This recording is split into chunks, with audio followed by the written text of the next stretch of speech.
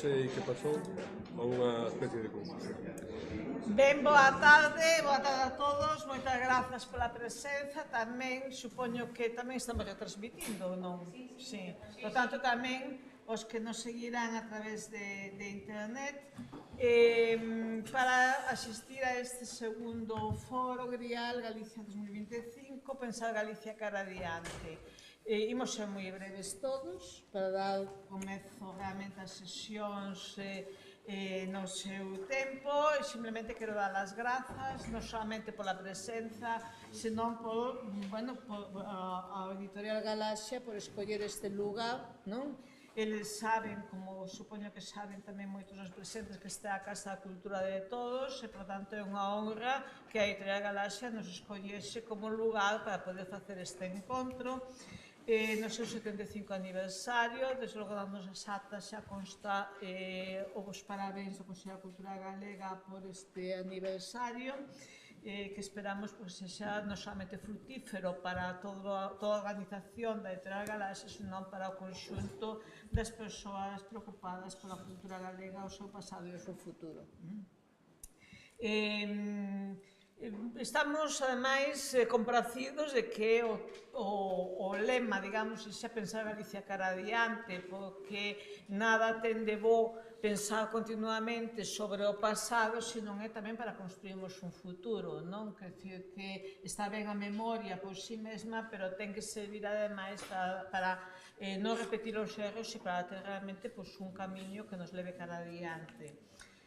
Saúdo os membros da mesa, que non comerei a torpeza de presentar diante de todos vostedes. Coincide o día de hoxe con que o segundo plenario do Consello da Cultura Galega deste ano, por tanto, eu asistirei ao inicio da sesión, pero non terei que baixar para atender os preliminares do plenario e logo o propio plenario. Tamén algún dos presentes terá que seguirme.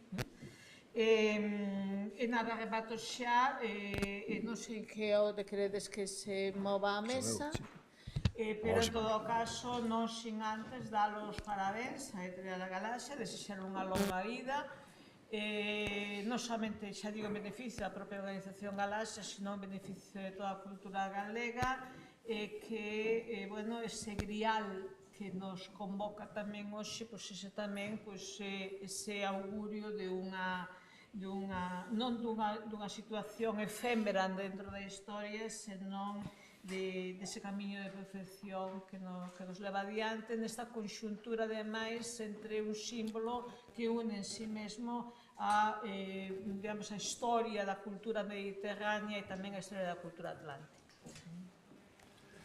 Pois, moitísimas grazas, presidenta, e aos que non me acompañan na mesa, que tampouco cometerei a torpeza de presentarlles a vostedes, pero si dicir que no nome da Xunta de Galicia e ante esta efeméride que nos marca o aniversario de Grial, de Galaxia, ese é, a mí gustame sempre dicir, aínda que sexa nun tono informal, o Emporio Galaxia, non? E a revista Grial formando parte de todo ese firmamento que nos que achegou a cultura, e sigue achegando, e así ten que seguir facendo no futuro a cultura galego tanto e tan diverso e de tanta calidade, pois parece que ten que ser, e debería ser tamén aquí no Consello da Cultura Galega, pola relación que ten tamén con toda esta trayectoria, onde temos que estar celebrando algo tan especial, celebrando e facendo tal e como reside na propia clave de bóveda da Galaxia, verdade? Con reflexión, con mirada cara adiante, como decía Rosario Álvarez, e coa capacidade que o pobo galego ten sempre analítica e sempre de deseño do seu propio futuro, como calquera outro pobo, pero en Galaxia lévase facendo desde hai moitísimo tempo así. Por lo tanto, tendo o goberno galego a quen represento neste acto, dicir que para nós é un orgullo, é unha fonda satisfacción e unha posibilidade tamén de coñecer os ámbitos analíticos, os ámbitos de opinión, os ámbitos de proxección, tanto do que é o pasado, cara ao futuro, como do estado do presente. E, por lo tanto, como esas referencias, nada máis que agradecer a todos os coordinadores, a todo o equipo de dirección e redacción de Galaxia, pois que sigades sendo iso, que sigades estando aí e sendo así.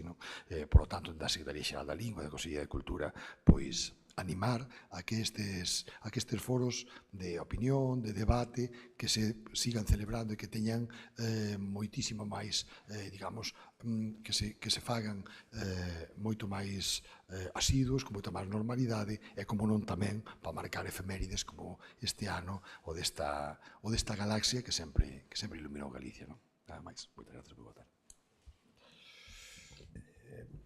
Boas tardes. Cando o ano pasado, o ano 24, comezamos a pensar en Galaxia en un programa de actividades para conmemorar os 75 anos, estaba claro que o espazo Grial non podía ser alleo a participar intensamente tamén nas actividades dos 75 anos.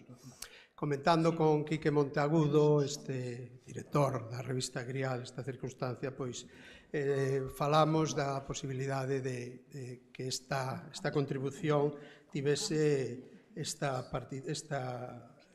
este aspecto de foros reflexivos arredor de varios campos como o que hoxe nos convoca aquí, de Sociedade, Economía e Territorio. Non podía estar fora o grial desta conmemoración, porque o grial está, a revista Grial, o que significa Grial está na xénese do que foi a editorial. Xa nos meses previos á creación da editorial en 1950, a creación de algún tipo de publicación alrededor do ensaio en Galicia realmente foi esa xénese, esa orixe da editorial. A significación da revista, que pasou uns primeiros anos moi complicados coa censura e que depois se retoma no ano 1963 como plataforma ao servicio da cultura galega, e o que aínda hoxe nos mantén unha revista trimestral de ensaio dedicada á alta cultura e que é unha das frontes máis importantes da editora. Por tanto, era necesario que Grial estivese presente nestas actividades. Bueno, non vou estenderme máis porque o importante é que os relatores que hoxe convocamos poidan empezar canto antes a súa actividade, pero quería agradecer, en primeiro lugar, ao Consello de Cultura Galega a súa colaboración, a súa cesión deste espazo, a súa colaboración na comunicación deste acto que se transmite, xa o dixo a Presidenta, en directo, en streaming, a Valentín García e a Secretaría Xeral da Lingua polo seu apoio para este programa de 4 foros. Este é o segundo, teremos 2 máis de aquí a fin de ano, e a Enrique Montagudo e o seu Consello de Redacción, que son os que elaboraron a súa programación, e a Villares Leiceaga pola coordinación e pola ordenación deste segundo foro, e a todos os relatores que hoxe participan, que ademais alimentarán o próximo número da revista Grial, porque o que hoxe aquí se presente despois se publicará na revista. Bueno, máis nada, moitas gracias a todos.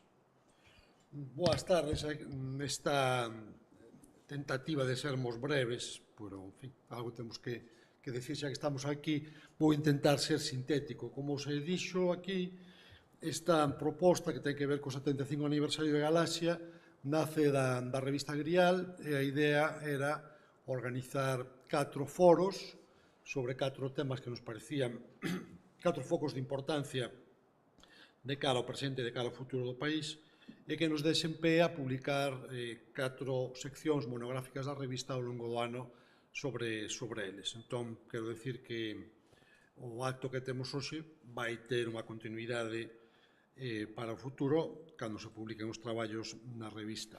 O primeiro foro que se fixose en finais do ano 24 para podermos dispoñer dele agora, está a sair agora, o primeiro número de Grial deste ano, era Culturas, Artes e Identidades.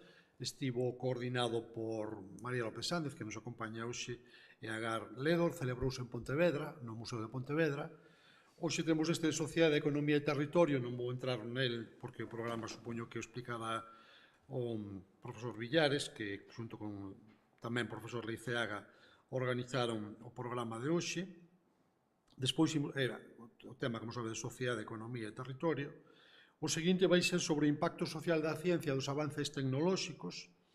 O programa está sendo organizado, xa está organizado por Marilar Alexandre e Sonia Villapol, vai se celebrar na Coruña no mes de xuño, e o último foro deste ano vai ser sobre comunicación e desafíos para os novos tempos, e vai se celebrar en Vigo no outono, e está coordinado por Víctor Freixanes, que tamén nos acompaña, por Llorena Perozo. Como vedes, son 4 temas que, desde logo, non esgotan a problemática de presente e de futuro do galego, pero son, en todo caso, eixos de moita relevancia que nos queríamos que fosen tratados con esta visión proxectiva, de pensar cada adiante, que está no título dos foros.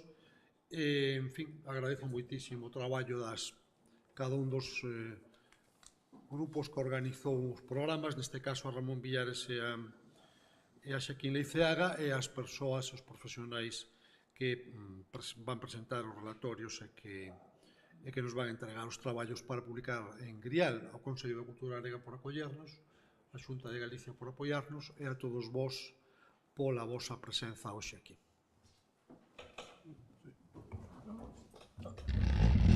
Bueno, dúas palabras solo xa vos podo dicir. Para decir que para Xaquín Leiceaga, para mí, pues, foi moi cómodo poder organizar este encontro, este pequeno debate aquí no Consello. O tema parte xa veo determinado pola reflexión do equipo da revista Grial e, por tanto, con algúns matices, así foi proxetado. E aos colaboradores, os participantes, pois tamén aceptaron de moi boa gana e moi entusiastamente a participación, o cual lle agradecemos moito, non só os dous que temos un pouco máis de responsabilidade, senón tamén a Antía Pérez Caramés, que está por aquí, me parece, a Edelmiro López Iglesias e a Luciano Alfaya. A idea non é que me queira levar a auga ao meu terreo, é pensar, digo históricamente, pero non é obriga deles, pensar este futuro a un tempo relativamente extenso. Creo que non vamos a ter moito éxito nesto, pero despois xa lles direi que os que o fixeron antes tampouco o tiveron. De modo que temos algúns motivos para estar máis ou menos tranquilos. O que me parece máis importante é suliñar que isto nace da iniciativa da revista Grial, do grupo, eu non chamaría Emporio agora, pero, o sea, nestes tempos en que a economía vai tan descontrolada, pero sí, o grupo Galaxia, porque realmente fai xustiza ao que foi desde o nacemento este grupo e as persoas que inicialmente o compuxeron e que o siguen compoñendo na actualidade, non? Porque se perseguiron sempre, pois, xustamente coa revista, facer unha revista galega de cultura e non unha revista da cultura galega. E, por tanto, é un modo de colocar a cultura galega no mundo, de proxetar a cara fora e de construir conciencia de Galicia. Iso é o que tiñan nos seus puntos programáticos iniciais e así debe ser recoñecido.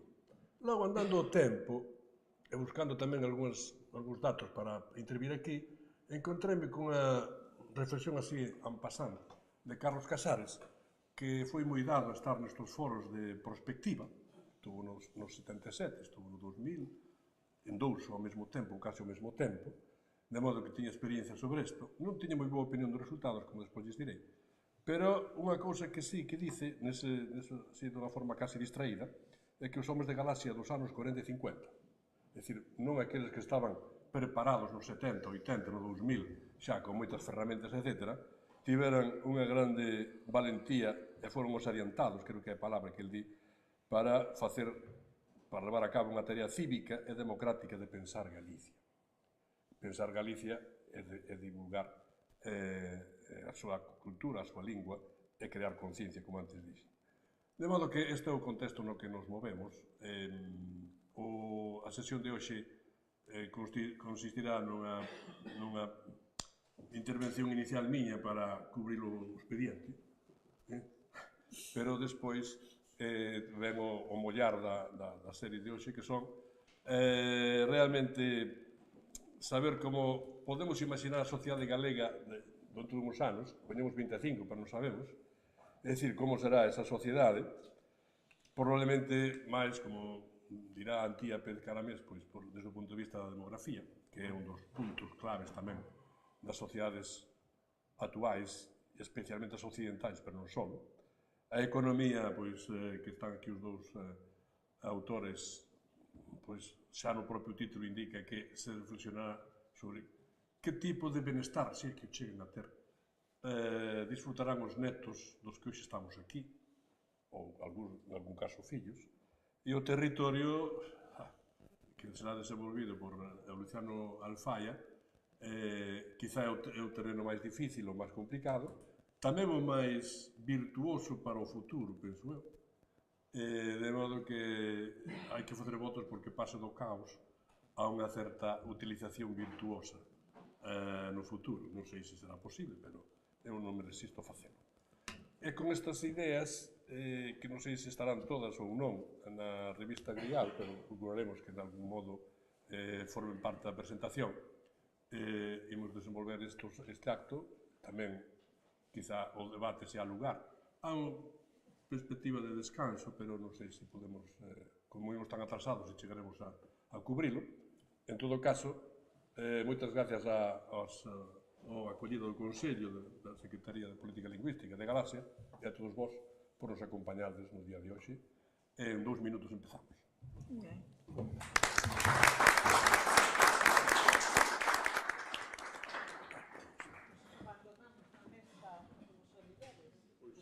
Vou empezar a chorar. Quen se atreve a presentarlo? No, abandonámoslo na mesa directamente. Bueno, non me parece.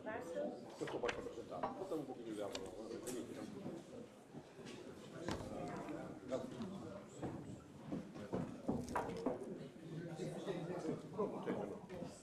Eu veño por 60. Aquí, xa está.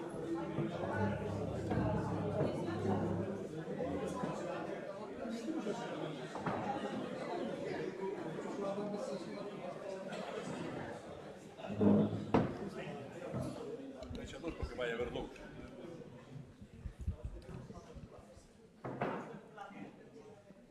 Mellor este.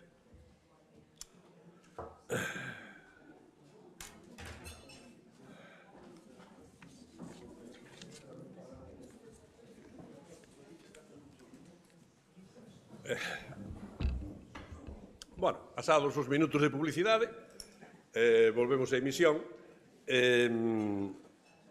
Debo explicar primeiro por que escollín este título, que foi un pouco así de repentino, pero en fin, ten algo que ver co que imos tocar aquí, porque isto de pensar históricamente o futuro parece unha contradición, pero debo empezar por decir que o historiador, que é a miña profesión, tamén ten algo de profeta, profeta laico, e que, por tanto, de algún modo, dado que está vinculado moi estreitamente co trato co tempo, co calendario, co paso dos días, tamén co espacio, e sobre todo co tempo, pois de vez en cando é tamén o noso motivo de reflexión. Sobre todo nos tempos máis recentes, un grande historiador alemán, infelizmente xa finado, Reinhard Koselleck, estableceu na súa historia dos conceptos unha idea que me parece bastante feliz, e é, entre outros, a concepción da historia como o relato dun futuro pasado. É dicir, que os historiadores analizan aquilo que sucedeu, incluso a veces tomanse a liberdade de opinar contundentemente sobre as razóns e os motivos polos que unha acción foi tomada, pero non son capaces sempre de poñerse na piel daquel que toma a decisión. De modo que a veces usamos o pasado para entender o presente e incluso máis para proxectar o futuro. De modo que non só hai pasado, futuro, senón hai un futuro do pasado, que eso explicaría un pouco mellor por que nos encontramos aquí. Koselleck isto acompañouno dunha idea que foi, creo que bastante feliz, e é explicar, casi desde un punto de vista non só historiográfico, senón tamén filosófico, como nun período que el chama Satelside, é dicir, un tempo de arquitectura, de montura, fins do século XVIII, principios do XIX, se crearon unhas estruturas e unhas ferramentas que permitiron, por primeira vez, secularizar o sentido da historia e dalle un sentido distinto ao que tiña casi desde a tradición xudaica. Porque a tradición xudaica tiña o futuro establecido máis ou menos na perspectiva dun paraíso. Era un futuro que podía ser inalcanzable, pero que mobilizaba a moitas persoas e que lles daba un sentido. Nese período de Satelside, o que refire Koselleck, produceuse como unha especie de secularización da historia e foi sustituíndose progresivamente esta idea do paraíso pola idea de progreso. E o progreso actuaría como unha fórmula que permitise dar un sentido ao xénero humano. Isto, sustitución do paraíso por por progreso, vese xa bastante ben na Revolución Francesa, ou na Revolución das 13 Colonias, pero sobre todo na Revolución Francesa, cando foi posible darlle sentido distinto á palabra revolución. Porque hasta a Revolución Francesa, a palabra revolución eran movimentos astrais, eran peripecias, digamos, astronómicas. E coa Revolución Francesa foise convertindo nunha posibilidade que as persoas e os grupos e as sociedades podían plantexarse como fin. É dicir, podemos facer a revolución. Oxe, como non podemos xa facer a revolución, podemos pensar en términos pasadistas do que foi esta revolución. Pero a revolución foi, como diría Saint-Just, que foi un dos grandes líderes da Revolución Francesa na primeira fase, que se definiron como revolucionarios hasta la paz. Se tiñan que ocupar todo o espacio que tiñan e trasladar todas as ideas do proxecto político francés por toda Europa hasta que fose cumplida o fin da revolución. De aí que a preocupación polo futuro, entendido este como progreso, como un valor que dá sentido ás vidas, é bastante antigo. De feito, hai moitos outros textos que poderíamos tomar así como referentes. Hai un texto do historiador Michelet, o historiador Michelet que escribeu unhas notas así como en pasant tamén, distinto de Casares, pero cando estaba morrendo a súa esposa, e que escribe máis ou menos falando do porvir, l'avenir. E esta idea do futuro foi despois transformada por Walter Benjamin no seu estudio sobre o concepto de historia, nesa famosa pasaxe do anxo da historia que camiña, que navega, ou que nada, mirando á praia, pero nada cara ao horizonte. Nada cara a un futuro que ele imagina, pero que non ve. E isto como en realidad seguimos estando, non? Ata que desde aí, creo que uns 15 ou 20 anos, ou quizá máis, esta idea feliz de Koselleck se empeza a crevar. E hoxe non estou seguro se podemos pensar xa na palabra revolución, nin na palabra paraíso, desde logo, nin nun futuro que sexa construíble, pensable, dominable desde o punto de vista humano. Desde, en fin, os avances tecnolóxicos, a aceleración que hoxe se predica de todo, do ritmo da historia, a aceleración das actividades económicas, das políticas, do que sexa, están provocando tamén moitas mutacións sociais, naturalmente, moita globalización, pero, sobre todo, están provocando unha especie de metamorfose. Estamos vivindo, creo que non nos damos conta, eu non sei tampouco ben como explicalo, pero teño que proclamalo, polo menos, dicir que estamos vivindo unha metamorfose da sociedade na que estamos. Unha metamorfose,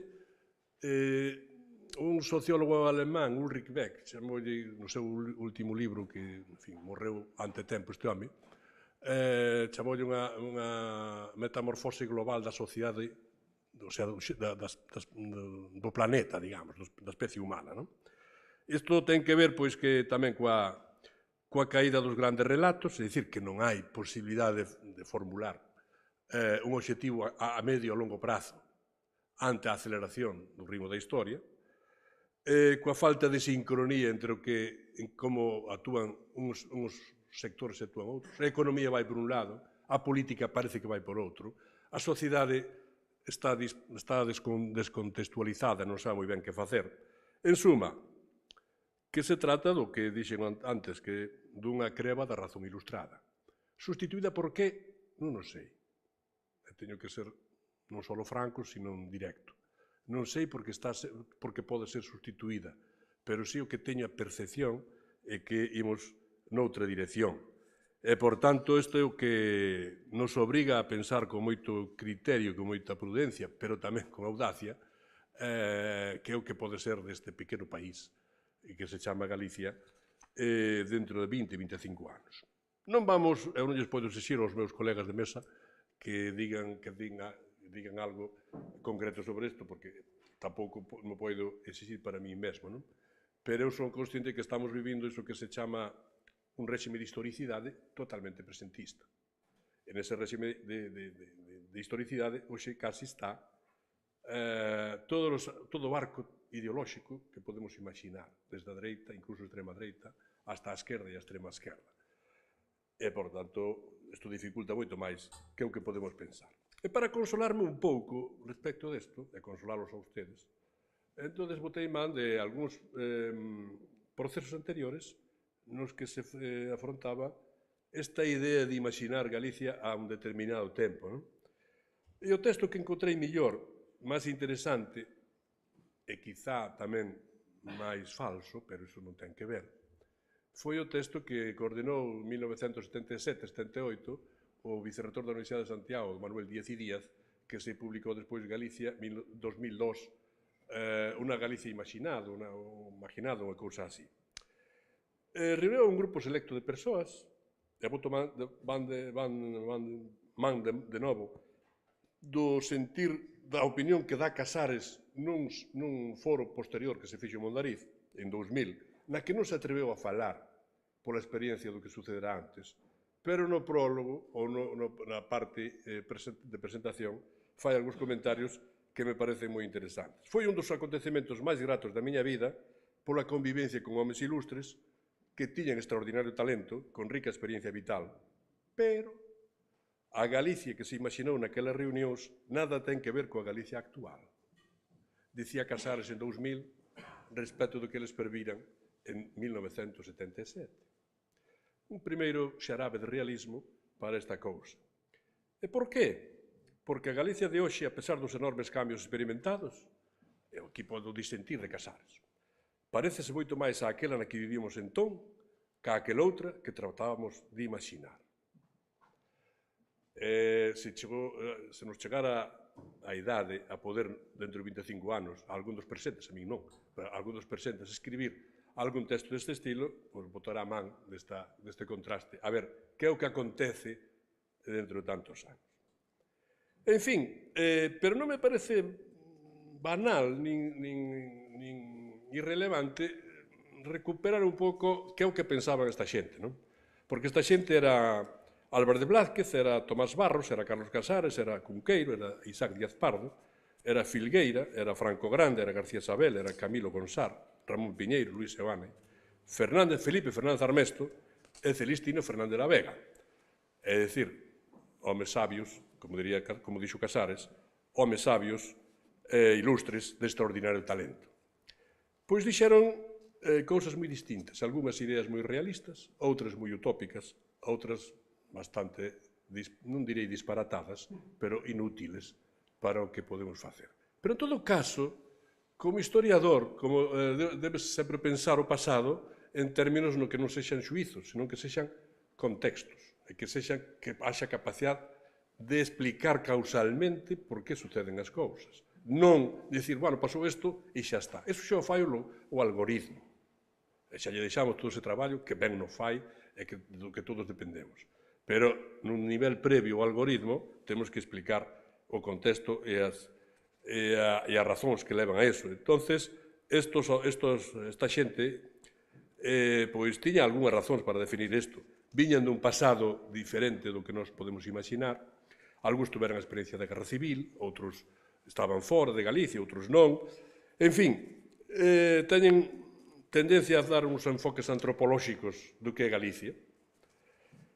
Pero, en algúns casos, non lles falta razón, defendendo a Galicia, por exemplo, como un país ciclotímico, que é o que dice Filgueira, ou algo máis explícito que dice Fernández Armesto, que ten ideas bastante atinadas, que nin o campo sabe nada da cidade, nin a cidade do campo. E ele explico dunha forma bastante simple. En Inglaterra, a persona que é rica, a obsesión que ten é comprar unha terra, se pode ser, grande, e irse a vivir a ela, e se pode vivir dela. Dice, eu fixen iso. Eu son un emigrante e retorno para facerme labrego, ou gandeiro, que foi o caso. En vez de poñer un taxi ou unha taberna, dice Fernández Armesto. Ao revés de Inglaterra, como antes xa dicía, non?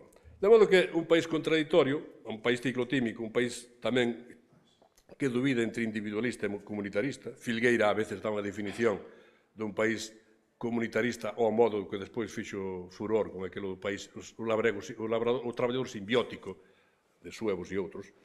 O labrego é ao mesmo tempo labrego e outra cousa, di prudentemente Filgueira, non dice máis, pero máis ou menos podemos dicir que é o simbiótico.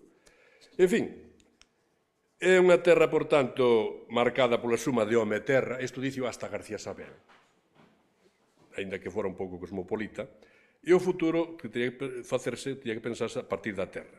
Sociedade esquizofrénica, pobo histórico, en fin, todas estas cousas que xa non lles vou dicir máis. Pararei-me algo máis, por exemplo, no que di, algunhas cousas que di Isaac Díaz Pardo, porque estamos no ano Díaz Pardo. El dice que é un país dependente, subdesenvolvido versus o contra ou a diferencia do esplendor medieval, con grande crise na economía industrial, pero tamén con polución psíquica. Polución psíquica, non temos por aquí ningún psiquiatra, non? E con tendencia ao suicio colectivo, que tamén podía ser, non? En fin, persoas que aparentemente non debían ter moita formación para isto, como Cunqueiro, eran en cambio imaginativas, non? Dice que debe ser Galicia. Galicia, unha soa cidade, na que as cabeceiras de comarcas sexan satélites das grandes urbes, na que as capitais, todo cidadán galego este a unha hora de distancia en coche do outro lugar onde quere ir. Xa casi estamos, pero ainda non ven. Pero ves como o poeta imaginaba unha Galicia única feita deste estilo. E logo, pois, non faltan referencias ao europeísmo, ao facho de europeización, etc. Todas estas cousas. O futuro non está moi claro. Que futuro queren estas persoas para Galicia? Quizá hai algunhas propostas que son verdadeiramente agradables, pero pouco viáveis, non? E o poder galego, por exemplo, di Cunqueiro, deberá verificar a dita, a felicidade e o contorno no que é preciso inserir na vida cotiá do galego. E que as estadísticas terán agoiros correctores e a obriga de ter unha imaginación satisfeita. Insatisfeita. En fin, que outros propoñen chegar ao Douro, federarse con Portugal, que hai que estudar, que hai que analizar, etc. Pero voume deter en dúas ou tres propostas máis concretas que explicaron por escrito e, por tanto, teñen aparentemente un pouco máis de rigor frente ao debate que se pode facer de unhas interpelacións con outras, non?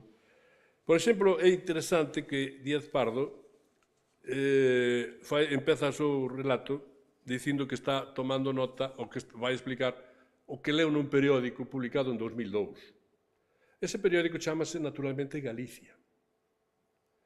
E ese periódico dá conta dunha reunión que no Hospital Real, que é o lugar eminente da identidade galega, é dicir, o hostal, daquela xa era hostal, pero bueno. Ese periódico que dá, pois, do que están facendo, as súas secretarías, os seus axudantes, etc., e fala dun Consello de Galiza que está actuando, como se fora unha xunta de Galiza, pero é un Consello de Galiza creado en 1982, decir, 5 anos despois do que ele está escribindo, non? Está formado por ministerios que son o verdadeiro motor de cambio que se está operando en Galicia. E que fan? Pois corrixir sistemas aberrantes, evitar a especulación, a industrialización de emerxencia permanente, conter a emigración a Europa, en fin, evitar a expropiación de terras e facer unha reforma agraria que non se fixo. Como vedes, pois está nun contexto de pensamento republicano, máis ou menos, da Segunda República e non do exilio durante a época franquista. Outros, como Álvarez de Blázquez, son incluso máis atrevidos. Por exemplo, fala dunhos órgãos democráticos de autoxestión, socialismo cooperativista, coa cultura, isto é importante, xa que está aquí o secretario de Cultura, alude aos museos, bibliotecas e, sobre todo, aos escritores e pintores que deben recibir subvencións, dice expresamente, non é por nada, non estou indicando. Que as cidades deberán ser pouco ruidosas, parcelas de cultivo de fin de semana, debe estar proscrito o uso do plástico, as armas de fogo, debe haber unha lei da terra virxe, e un amorímetro, instrumento que debe medir os amoríos antes de se casaren os noivos. Bueno, isto é para distraernos un pouco, non? Tamén está en contra do alcoholismo, do edadismo. Os nenos e vellos terán a maior consideración social ata os 20 anos aprender, despois dos 60, descansar. E no medio, traballar que traballen outros. En fin, a proposta quizá máis utópica, hai algúns tamén de Ramón Piñeiro e outros, pero quizá máis utópica, pero ten algún interés para o mundo de hoxe, é de Luis Seoane. Tamén a fai por escrito. E dice que ele está cansado, está falando no 2002, que está cansado de ler nos xornais artigos que están moi preocupados pola destrucción do medio ambiente, propio do mundo do derradeiro tercio do século XX. Lê noticias sobre a polución do aire por gases tóxicos, do pouco caso que lle fan a expertos, e cita expresamente a Domingo Quiroga, sobre a instalación en Galicia de industrias as máis nocivas de España. Non sei por que diría eso daquela. Seoane, que Galicia estaba pasando de ser un país de inmigrantes a unha situación na que viña a ocupar o lugar outra xente, mozos de fora, que degradarían a vida labrega. E, por tanto, de tabernas pasabas a cafeterías, de lareiras a cociñas de gas e electricidade, e do Bosco Sagro de Santa Susana, un alcalde pouco instruído desaluxou a Feira dos Bois. Non sei que alcalde foi. Lamento a ausencia de diseño industrial, o desconocemento do que se estaba facendo en Sargadelos e se botou no Castro, e aboca a necesidade de ter unha continuidade co pasado estético de Galicia, que despois foi a tese del, de Isaac e de tantos outros, así como a recuperación de vellos oficios, etc. etc. Finalmente, a auga, a montaña, a árvore, a pedra, voltaron ser as nosas divinidades en 2002. Non sei se os aquí presentes xa estabades todos vivos en 2002, se vivistes, en fin, como divinidade todo isto que estou dicindo. En fin, que en balance podíamos decir que abunda a melancolía, a malenconía, bastantes utopías, relación ao terra, natureza, paraíso perdido, cidade única. Hai un que propón un ministerio de imaginación e da felicidade, que era bastante novo, por certo, e non era Casares. Fálase pouco de educación, algo máis de ensino, de socialismo cooperativista, apenas nada de universidade, e mesmo pouco de ciencia, e pouco, curiosamente, de cultura e de lingua. No 77. Extraño. Hai unha referencia, por exemplo, de Díaz Pardo, a lingua separa o pobo, pero non pasa moito daí. Sí, hai conciencia deso, pero me extraña un pouco. Fálase tamén pouco de democracia, e algo máis de Europa como horizonte e de Portugal como destino, máis ou menos, podríamos decir.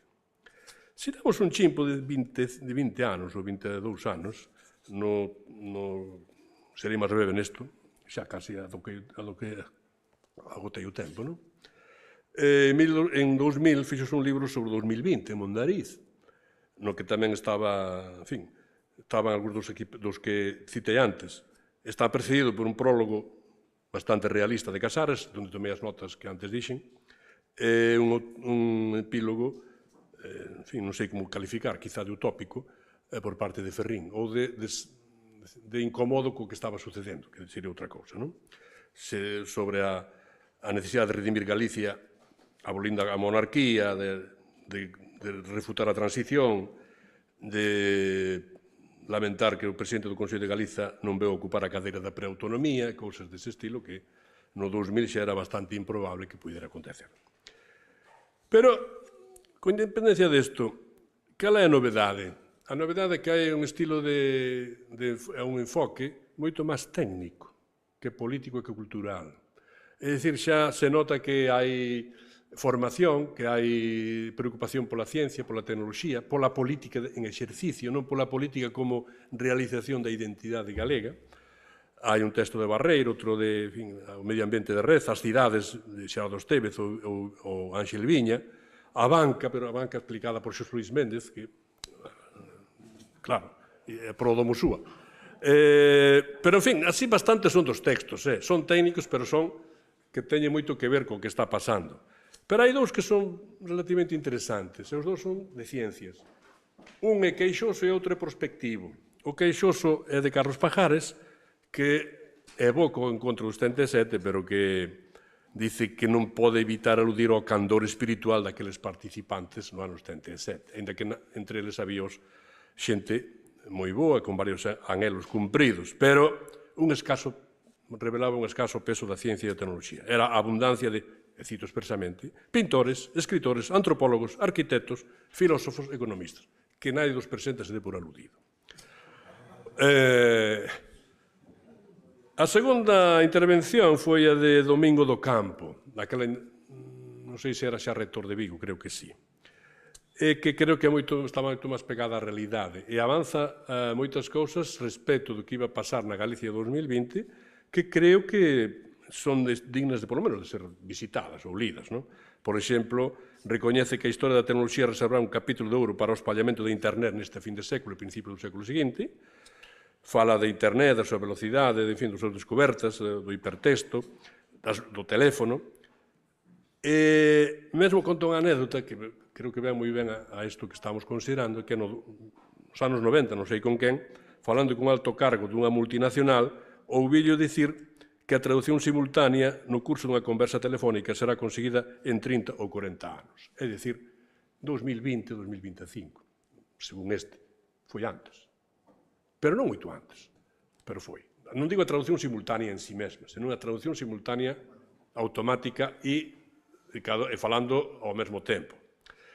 En fin, adianta cousas que, en fin, hoxe parecen bastante evidente, teléfonos móviles personalizados, adestrados para recoñecer a voz, terminal universal, que se poden facer compras, que se pode desde a casa facer o que se queira, etc. Por lo menos, había, con independencia, eu tampouco estou en disposición de poder avaliar que grado de rigor ten isto, pero en todo caso, como el dice, deixarán dar voltas, os ciudadanos deixarán dar voltas polas oficinas para recoller, encher e recoller formularios, se farán desde a casa,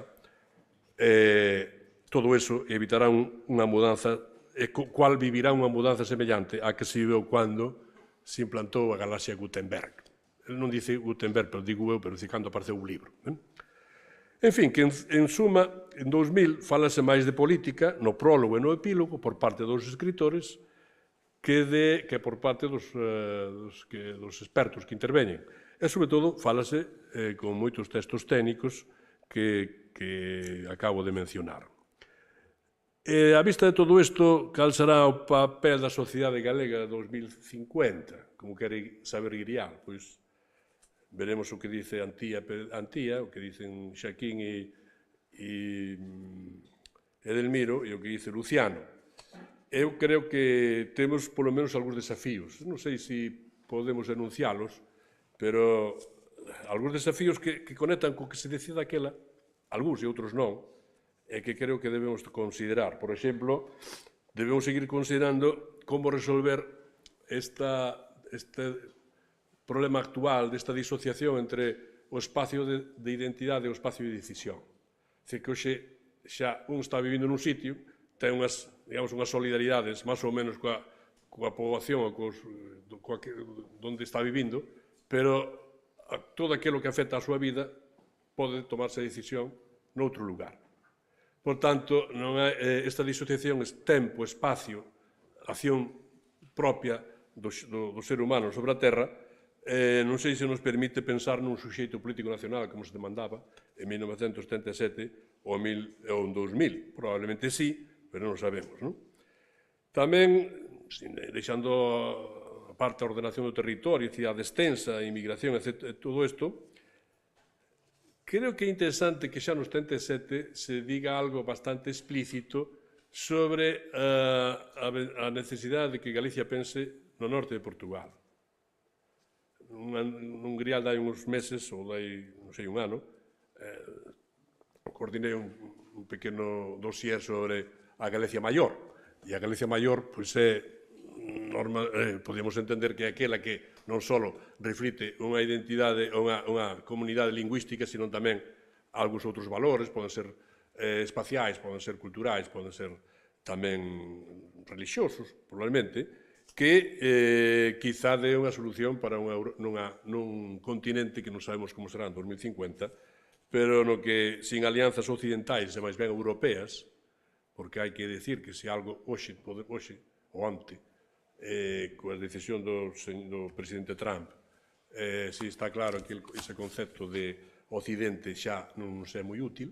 Desde Spengler para aquí falamos tanto da decadencia do Occidente, etc. Creo que ao mellor ou hai que falar da decadencia de Europa ou da disolución do Occidente e da forza de Europa, non? E como será ese mundo? De que vivirán os galegos? Pois eles dirán. Quantos serán? Se dirán, tía. E de que natureza? De onde virán? Eu participei no de 2000, neste seminario de 2000 en Mondariz, e fixen algunhas propostas puramente disparatadas. Entre elas unha, non había que justificalas, por tanto, era igual. Que probablemente pudera haber ata unha mezquita no Monte do Gozo. Era unha provocación.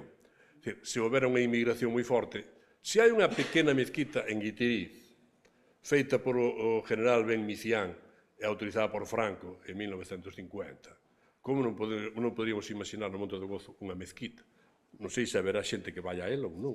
De momento non temos islamistas suficientes para iso, pero todo pode acontecer. Creo que nos quedan algunhas materias en materia de territorio moi relevantes, con permiso de Luciano. Xa sale tamén aquí, nos debates do 77, a propósito deste comunitarismo e individualismo do paisano, unha reflexión de Celestino Fernández la Vega, cando para refutar o comunitarismo que pregonaba Filgueira, dice, non, tú non conoces os casos prácticos dos paisanos. Os paisanos dáselles un monte veciñal e o primeiro que fan é individualizalo. Por tanto, de comunitarismo, nada. Pois nesas ainda estamos. Eu son un pouco máis botado para diante e digo que, máis algo que dicía o Celestino, haberá que pensar algún día no estorbo da propiedade parcelaria, despois de miles de anos loitando por ela. En fin, como decía Zarzuela, las cosas avanzan, que es una barbaridad, non? Todo avanza a gran velocidade.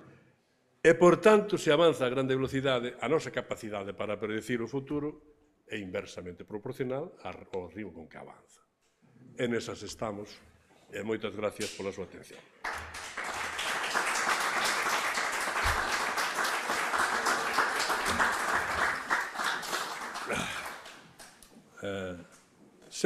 Cinco minutos, así que... Antía, eres ti, non? Pois podes vir xa.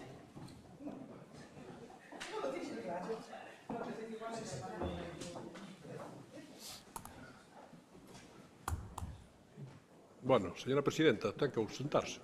Ten que ausentarse. Ah, sí. A ver. Basta.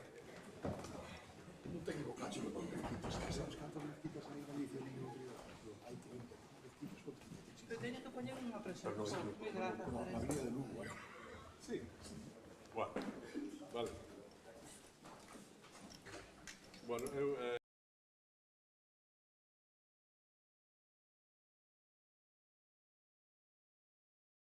Comenta o que quere.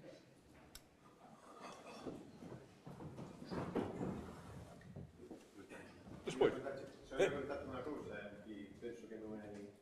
O que dixeche ti de último, que nos chamou a atención, sabes que nós temos aí o edificio da Casa da Conga, non? Sí. O Colexio de Arquitectos. O maior interese de aluguer sempre corresponde a iglesias diversas, así que non sei, moi ben, anglicanas, Bueno, pero... e todo isto. Ahora pode pasar de todo. Pode pasar de todo. No, pero que digo que interesa alugar en fronte da Porta Santa, a calquera outra iglesia, e sempre que preguntan, se está en alugar, preguntan distintas confesións e todo isto, o sea, que non está tan longe tampouco, no Monte do Gozo. Vale. Pero... Moi ben, bueno, pois para cumplir o... Gracias, Luciano. E para cumplir o horario, porque vamos moi xustiños de todo, agora vai intervir en primeiro lugar Antía Pérez Caramés. Solo quedo aquí un minuto para agradecerlle que aceptase participar nesta mesa ou nesta sesión. Ela é profesora da área de Socioloxía na Universidade da Coruña e membro do grupo moi recoñecido de estudio das migracións, non? Sí.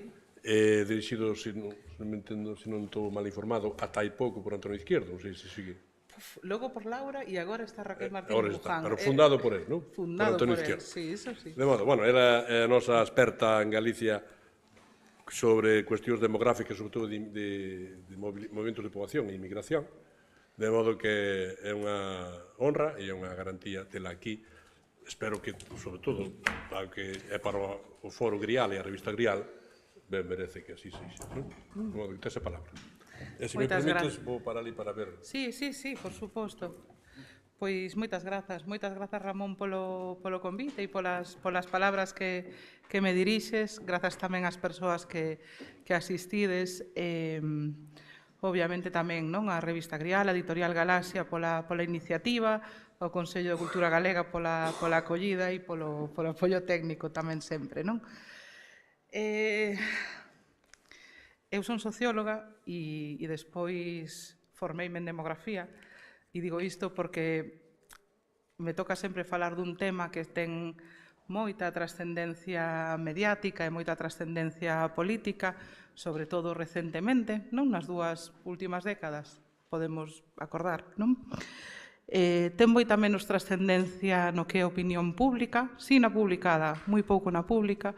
De feito, as enquisas que se manexan sobre a preocupación que a xente expresa por distintos problemas, a demografía ou as súas variantes non só estar entre os principais problemas da xente, nin nos barómetros do CIS, nin nas enquisas feitas ad hoc desde a Xunta, nin en ningún lado. É unha preocupación que, desde logo, lle quito sono a ninguén. A mí tampouco, xa vos adianto. Pero outra das circunstancias que sí que ten a demografía é que a demografía actual é unha demografía sin demógrafos e sin demógrafas tamén, non é unha cuestión de xénero, é unha demografía que está feita e que está pensada e que está transmitida e que se publica e que se divulga, sobre que se planifica, se realizan iniciativas e se pon gran cantidade de orzamento público sin profesionais da demografía. Ou apenas sin profesionais da demografía. A demografía como disciplina, probablemente moita xente que estades aquí sabedes, ten un certo carácter interdisciplinar e ten un berce incómodo en moitas das disciplinas nas que moita da xente que está aquí e que ten feito que achegas á demografía pois ten estudado, non? Onde cando eu estudei tiña un par de materias de demografía e de poboación. En económicas ás veces hai algunha cuestión, ou senón pola parte de estadística, malo será que non vexan algo. En xeografía, sí que soe haber algo de xeografía humana onde se aborda, e vai parando de contar. De feito, nese vai parando de contar, hai recentemente estiven a facer unha revisión da demografía nos plans de estudos das universidades do Estado, cousa que tuven que facer porque estou preparando a praza e isto é unha das cousas que se fai ás veces, non? Na parte de docente da praza de unha, por contar así como as entretelas do asunto. Bueno, pois estuve facendo esta revisión, que é unha revisión así moi pesada, non? A conclusión é que a demografía, como a propia situación demográfica, está nun debalo demográfico. A demografía é a que está nun auténtico debalo, é a que está perdendo materias e presencia nas universidades españolas a pasos axigantados. Cada vez inqueda máis a demografía, pero cada vez a demografía está menos presente nos plans de estudos. Os plans de estudos, en liñas xerais, das titulacións en ciencias sociais, que son, e algunha de humanidades, que son as que teñen acollido habitualmente, non? A disciplina dos estudos de poboación e de demografía, están realizando un peche disciplinar ante a caída demográfica de habitantes e de estudantes, está así, que está facendo que se reforcen en torno a todas aquelas materias que son, poñamos no meu caso, socioloxía de, socioloxía tal, socioloxía cual, e que aquelas que son así un pouco máis bastardas, como a demografía, que non é filla de ninguén que se coñeza, sino que é filla de, aparentemente, moitas outras, pois acaben tendo menos berce. Entón, se a preocupación demográfica continúa, que eu penso que debería de ir parando, tamén vos lo digo, desde logo vai a ser unha preocupación demográfica que cada vez se vai a facer con menos demógrafos e menos demógrafas. Só existen 2 centros de investigación exclusivamente destinados ou consagrados á demografía no Estado español.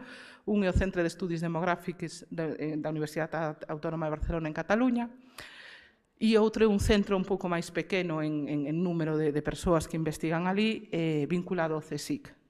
Polo tanto, a demografía importará, pero os seus estudos non. Isto non é unha reclamación, non veño aquí a facer unha, non sei, como unha defensa acérrima da disciplina, pero sí a remarcar que estamos facendo e producindo pensamento e acción política en materia de poboación en ausencia ou por non comparecencia, porque tampouco hai, da opinión experta demográfica. Entón, a min sempre me acaba tocando decir que eu sí que teño algo de formación, tampouco é que sexa, digamos, a máis experta do mundo, pero sí que teño estudado demografía e que, polo tanto, me inquieta máis a inquedanza que existe que o seu sustento real ou o seu sustento empírico, non? E isto é así porque creo que na demografía galega e en xeral na de moitos outros territorios do Estado e moitos outros territorios europeos mesmo, imperan máis os marcos que se teñen consolidado para interpretar o que está sucedendo que o que realmente está a acontecer. Si vos dixera como cambiou en número de habitantes a poboación galega desde os anos 40, é dicir, a 80 anos, máis ou menos, a toda agora, que me diríades? Máis xente, menos xente? Bueno, xa aquí, porque un alumno aventalla. Pero o resto, que pensades a priori? Somos máis ou somos menos? Só iso, máis ou menos? Quen pense que somos menos, que levanta a man. Veña, va. Menos xente que hai que nos anos 40. Ninguén, claro. Xa vos avisei da vosa primeira. Bueno, o caso é que somos máis ou menos os mesmos. Aquí tedes a evolución do número de habitantes do stock poboacional entre 1942 e 2022. Non trouxen os datos de 23 e 24 porque xusto cambiamos de fonte, pero non ten moito que ver. Estábamos entre lixeiramente por debaixo de 2.600.000 en 1942 e estamos lixeiramente rozando 2.700.000 80 anos despois. Eu por 50.000 habitantes non discuto, salvo que falemos de Folgoso do Courel, pero senón, cando estamos falando de 2.700.000 persoas por 50.000 habitantes en 80 anos, para isto que non me chamen. A min que ninguén me chame para falar de debalo demográfico, si estes son os datos. Non, porque a situación, en todo caso, é dunha certa estase ou dunha certa estabilidade. Podemos discutir con tendencia baixa, con tendencia... Ben, pero nos matices non vou entrar agora polo momento. Que o que acontece? Que o marco interpretativo, que o que permanece ou que permea a interpretación mediática do fenómeno, non é este. O marco interpretativo nos leva a pensar que estamos nunha sangría demográfica. Porque mesmo este é a metáfora coa que se ten analizado a cuestión, que estamos ante un suicidio demográfico, que estamos nun inverno demográfico. Entón, son tan poderosas esas palabras, non? Esas metáforas para describir o que acontece na poboación que acaban facéndonos ver o que os datos non sosteñen. E isto é tremendamente problemático, porque se quedara exclusivamente nos medios de comunicación, como papel o aguanta todo. Bueno, pero no momento en que efectivamente esa preocupación trasládase á planificación política e pública e actualmente temos unha grande parte da inquedanza en materia de política pública destinada, no mellor dos casos, ao reto demográfico, cando non ao impulso demográfico, á perspectiva demográfica, non sei xa como chama, ou a dinamización demográfica, pois entón xa temos un pequeno problema, non? E é que non só temos unha demografía sin demógrafos e sin demógrafas, sino que tamén temos unhas políticas de poboación con un, vou decir ao bruto, sin sustento empírico ou con un sustento empírico un pouco problemático. Bueno, a marxe do que o número de habitantes e de que en demografía o tamaño non importa, polo menos en demografía, o que sí que ten cambiado considerablemente é a estrutura da poboación. a estrutura da poboación, tedes aquí, entre 1950, non trouxen os datos do ano 40 de estrutura un pouco a propósito, porque o censo do 40 é un censo moi malo, pero en calquera caso, entre o 50 e o 2020, aquí sí que temos 7 décadas de evolución demográfica, caramba, isto sí que é un cambio. Pode que teñamos aproximadamente o mesmo número de habitantes, o que desde logo non temos é a mesma repartición. O que está sucedendo aí é a consecuencia dun grande fenómeno que se chama envellecemento demográfico e que tamén ten unha presencia bastante permanente nos diálogos e nos debates políticos, que incide no cambio da forma da pirámide poboacional, que é este tipo de representación gráfica moi usual en demografía. A pirámide do ano 1950 amosa, digamos, o rigor da guerra civil e das consecuencias da posguerra, con unhas xeracións un pouco mermadas, de feito, as xeracións que teñen 15 anos son un pelín máis amplias, pero a marxe desa circunstancia, que é unha circunstancia, digamos, puntual, en xeral é unha poboación xoven, unha poboación nova, é unha pirámide que dibuxa prácticamente un triángulo. E a imaxe que dibuxa a pirámide que temos na actualidade, bueno, pois, desde logo non ten esa forma, tende a rectangularizarse na súa base, é dicir, en todo caso, ter tamaños de cohortes que como moito reproducen en números e non achican o anterior, e a poboación tende a engrosarse nas idades maduras ou nas idades maduras e avanzadas. E esa é un pouco a forma que vai adquirindo, unha forma un pouco como de champiñón, en fin, por intentar buscar algún tipo de imaxe que se asemelle. A cuestión é que se a min me presentan estas pirámides e non me din nin de que época son, nin de que contexto son, e me din con cal te quedas, é dicir, cal queres para o teu país, o que teño moi claro é que nunca diría de 1950. Non se me ocorre. Non só porque, obviamente, unha pirámide que ten unha marca dun evento traumático, nunha poboación como é unha guerra, que o ten, sino porque, obviamente, aí se ve que esa sociedade e os seus mecanismos de reproducción social non permiten que a maioría da poboación acade unhas idades avanzadas. E, polo tanto, é unha poboación que ten que estar facendo un esforzo considerable e continuado en ter unha descendencia elevada e ter unha reproducción elevada porque a xente non acada esas idades. Eu esa pirámide non a quero, nin para o meu país, nin para ninguén, a poder ser. Polo tanto, de unha a outra, temos que asumir que aquí hai un cambio que está mediado pola consecuencia que o envellecemento demográfico, pero que, a súa vez, digamos que é mostra de dúas grandes revolucións sociais do século XX. A primeira que é o control da mortalidade, especialmente da infantil, de lograr que as criaturas sobrevivan, e as súas nais, sobrevivan o parto e sobrevivan ata idades ben avanzadas, e o control da mortalidade infecciosa, é dicir, todo o que ten que ver coa reducción drástica e significativa dos niveis de mortalidade, por unha banda, que implica un conseguinte incremento da lonxevidade e que implica tamén que esa lonxevidade non sempre vai acompañada de autonomía plena das persoas ata idades avanzadas, é dicir, de incremento da dependencia. E, por outra banda, outra das grandes revolucións na que repousa este envellecemento demográfico é o control da descendencia. Non hai cousa na que nos enzoufáramos máis as mulleres desde que estamos na Terra que en controlar o número de criaturas que queremos ter e cando as queremos ter. Esta última pirámide mostra o éxito dese proceso. Non necesito ter 7 criaturas para manter o meu fogar, a miña casa, a miña familia, para conseguir máis ou menos que a cousa poda sair ben, porque sei que se teño unha soa e invisto o suficiente, a cousa vai ir tirando. É un éxito social, porque esa persoa, esa muller, vai a poder decidir cantas, e se quere que sexan menos, e cando. Isto é a medida de dous éxitos sociais. Ben é certo que en esta particular intensidade que adquire o envellecemento demográfico en Galicia en relación con outros territorios do Estado, está tamén a impronta da migración, das distintas vagas migratorias que en determinados momentos históricos, digamos que lle meten unha dentellada á pirámide poboacional de forma directa, é dicir, retirando efectivos relativamente novos da poboación e de forma indirecta, é dicir, retirando tamén o seu potencial de fecundidade.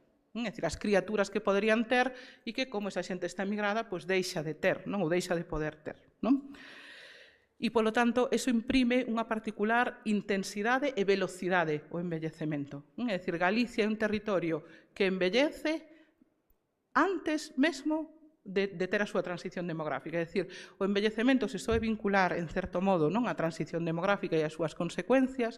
No caso de Galicia, a emigración americana, principalmente, que é a primeira non en orde, por así decirlo, lle dá unha certa impronta de intensidade e de rapidez que fai que Galicia embelleza antes e con máis intensidade e a máis velocidade do que outros territorios, non? Porque digamos que xa ten unha certa retirada de potencial que lle imprime unha inercia, non? Demográfica ao cambio.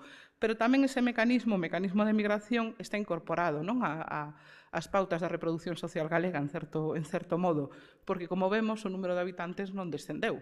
Co cal, algo estuvemos facendo para que, pese a eso e as súas consecuencias, aproximadamente sigamos sendo o mesmo número de xente. Non? Vale. Si nos vamos a entender un pouco o que está por detrás disto e que tamén nos vai a permitir ver cara a onde vamos demográficamente e se vai haber unha mezquita no Monte do Gozo, é cara a un cambio significativo que eu creo que se produce aproximadamente nos anos 80 na dinámica demográfica galega. É dicir, entre os anos 50 e os anos 80, a poboación mantense ou, en todo caso, crece dunha maneira moi débil.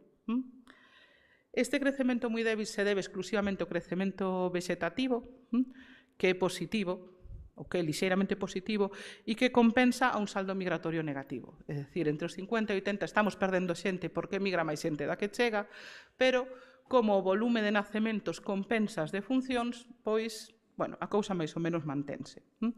Sin embargo, desde mediados dos 80, a intensificación da caída da fecundidade é de tal nivel que o saldo migratorio que ten que facer é compensar, si pode, para evitar que se produza a perda de poboación. E en boa medida o fai. É dicir, en boa medida o fai porque estamos máis ou menos no mesmo número de habitantes. Que o que pasa? Que a componente migratoria da demografía é a máis voluble e a máis cíclica, a que está máis sometida ao albur da economía. E, polo tanto, no momento en que temos unha grande recesión e se produce unha inversión entre emigración e inmigración, entre saídas e chegadas, pois esa componente, non vos fixedes no último ano que hai un erro nos datos, que teño que quitar ese dato de aí. Pois o que está acontecendo na grande recesión é que o mecanismo corrector e compensatorio que exercían os saldos migratorios se perde e aí é cando comeza a perderse poboación. É dicir, non podemos confiar, por resumilo, na dinámica vegetativa para incrementar ou ni siquiera para manter o volume de habitantes. Non é posible e non vai ser posible.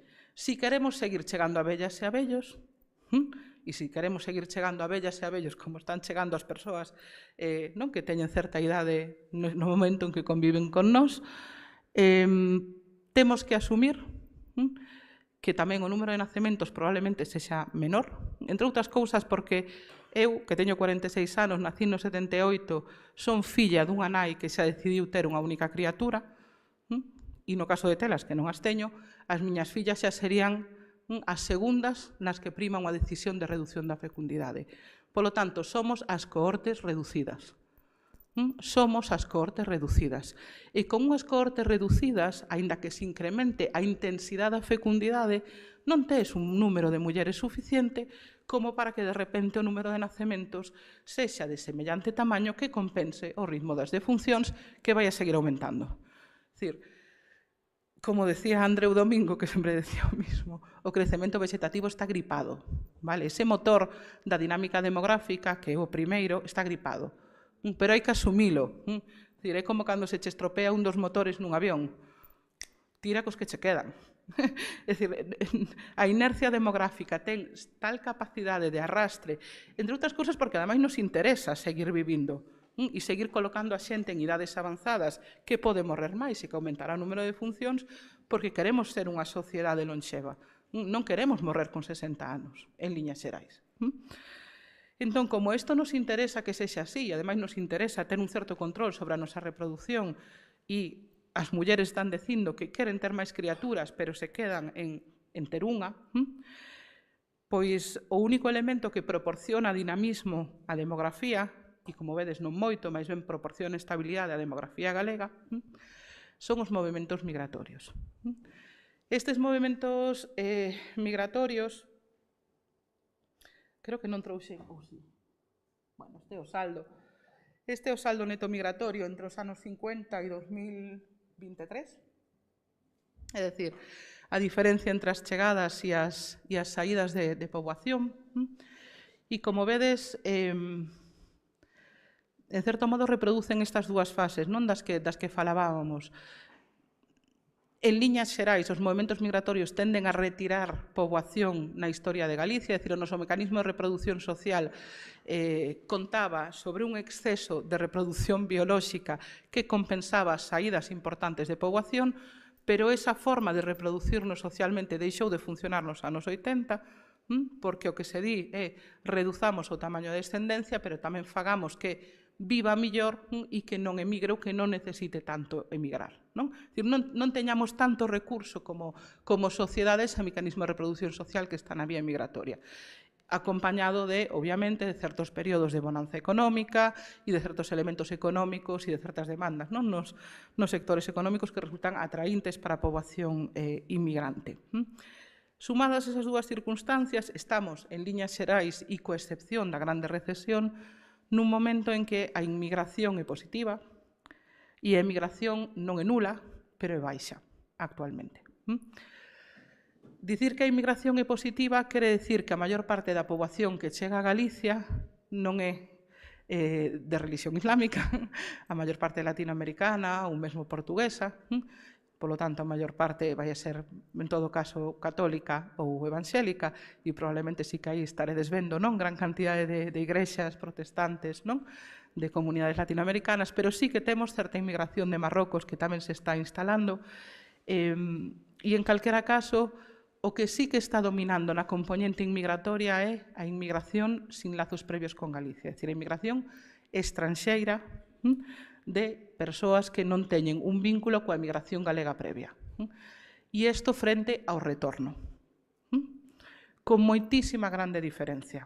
É dicir, predomina a chegada de poboación autónoma, vamos a decirlo así, que busca vir polos seus propios medios, aínda que non coñeza Galicia, nin de ouvidas, non? Ou por reunificación familiar, ou por unha oferta de emprego, ou porque, en xeral, participa do fluxo de inmigración cara ao Estado ou por calquer outro proceso de búsqueda de protección do que o retorno da inmigración galega.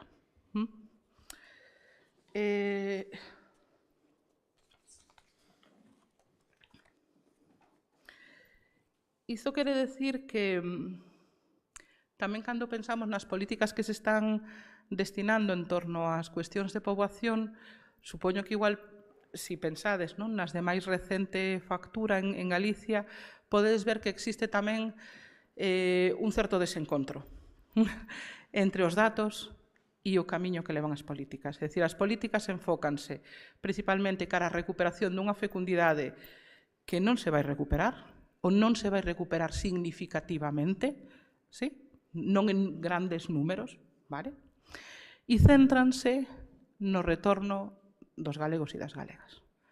Que non digo que me pareza mal, pero non deixan de ser políticas selectivas e políticas de preferencia étnica, que ademais non están soportadas polos datos. É dicir, se o que queremos demográficamente é sustentar o segundo motor de cambio demográfico, en que temos que pensar en a poboación estranxeira sin vínculos con Galicia.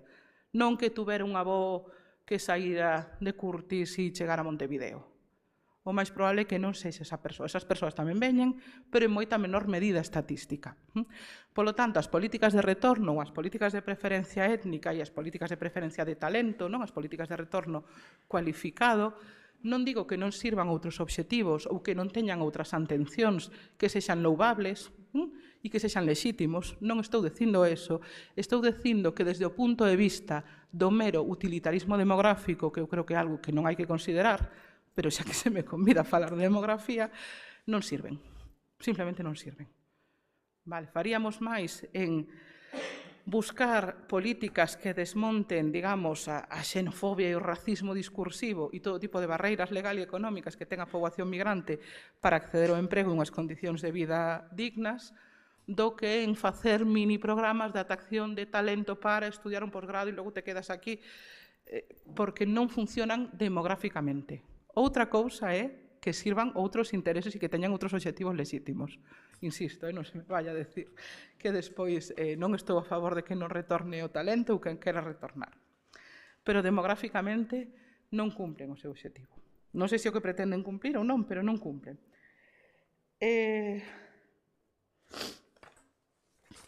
Bueno, sendo estas as circunstancias, se miramos cara ao futuro, que foi o que se me pediu aquí, que de momento que vos estou presentando, non é un análise casi como de pasado recente ata presente, se miramos cara ao futuro, que nos imos a topar? Bueno, aquí temos o que habitualmente se vai en demografía, que son proxeccións de poboación, que é unha especie de procedimento estadístico que parece así como moi obtruso, pero despois non é tan difícil de facer e que máis ou menos metendo unha serie de datos e con un pouco de pericia, de intuición do que está a acontecer, podemos ver un pouco por onde van as tendencias. Bueno, aínda que podemos facernos, digamos, as nosas propias proxeccións, o máis habitual é recorrer as que fan tanto o Instituto Nacional de Estatística como o IGE e que soen manexar dous horizontes, isto é o máis habitual. O habitual é manexar un horizonte que se chama curto prazo, non de 15 anos, 20 anos aproximadamente, e hai outras proxeccións que son proxeccións a longo prazo, que son a 30, 40, 50 anos, bueno, depende do horizonte que se consideren. Aquí o mellor é ir ao seguro, non? É dicir, canto menos horizonte lle poñas, menos te vas a equivocar. Aínda así non hai proxección que non se equivoque. Este sociólogo urbano, que non me vai vir o nome, que coincidín con ele hai pouco nun congreso, que de feito é experto en plans de urbanismo, se dedicou durante un tempo, porque estaba xa a punto de xubilarse, a xuntar as proxeccións demográficas que soen acompañar os plans de urbanismo. Sabedes que normalmente nos pexóns, agora deben de ter outro nome, se incorpora unha proxección de poboación, non? Ou se introduce algún elemento proxectivo de fogares ou de poboación para intentar saber cantas vivendas se necesitan, non? Que o que pasa? Que esas proxeccións son moi locais, fanse da Coruña, de Ferrol, de todos lados, non están conectadas entre sí. O INE, cando fai unha proxección de todo o Estado, a nivel provincial, intenta que todas as cousas cadren, non? Bueno, pois non me vai, a ver se me ven o nome mentras tanto, xuntou un montón de proxeccións dos pexóns, non? Bueno, o caso é que solo xuntando a daquelas cidades así un pouco grandes, non? A poboación de España multiplicaríase por 3, de acordo coas proxeccións de poboación que se recolían nos plans xerais de ordenación. Dicía, isto non pode ser. Detrás destas proxeccións é haber profesionais. Aquí sí que nos chaman, porque como é unha técnica que non todo o mundo manexa, pois aí sí que te chaman, non? A mí me ten chamado moitas veces. Chamamos do Concello de Meira, necesitamos unha proxección, que, ai, Dios mío, vale. Que o que pasa? Que cando unha proxecta ten en conta esta dimensión non da grande tendencia, intenta ver un pouco, non, tirar desa liña cara ao futuro, non? E sí que é certo que en moitas ocasións acaban sendo moi optimistas e noutras pasa todo o contrario, pero non se soe acertar moito, non? Así que o mellor é quedar sempre co seguriño. Eu me quedei coas que acaban en 2039, que son proxeccións a 15 anos aproximadamente, que fan o INE e o IGE, digamos, en colaboración, un pouco longo de explicar, pero non me vou a deter nisto. E que o que nos din esas proxeccións? Pois é maravilloso, porque o que nos din, perdón, logo volvo a isto, é que nos vamos a quedar igual. É que nos vamos a quedar igual. En torno a 2.700.000 habitantes, aproximadamente, vale? É dicir, hai unha pequena etapa de crecemento, non, que sí que recolle unha certa etapa de expansión económica que estamos a viver na actualidade e que aproximadamente dura ata 2030, 31, e a partir de aí hai unha certa estabilización con unha tendencia a descer.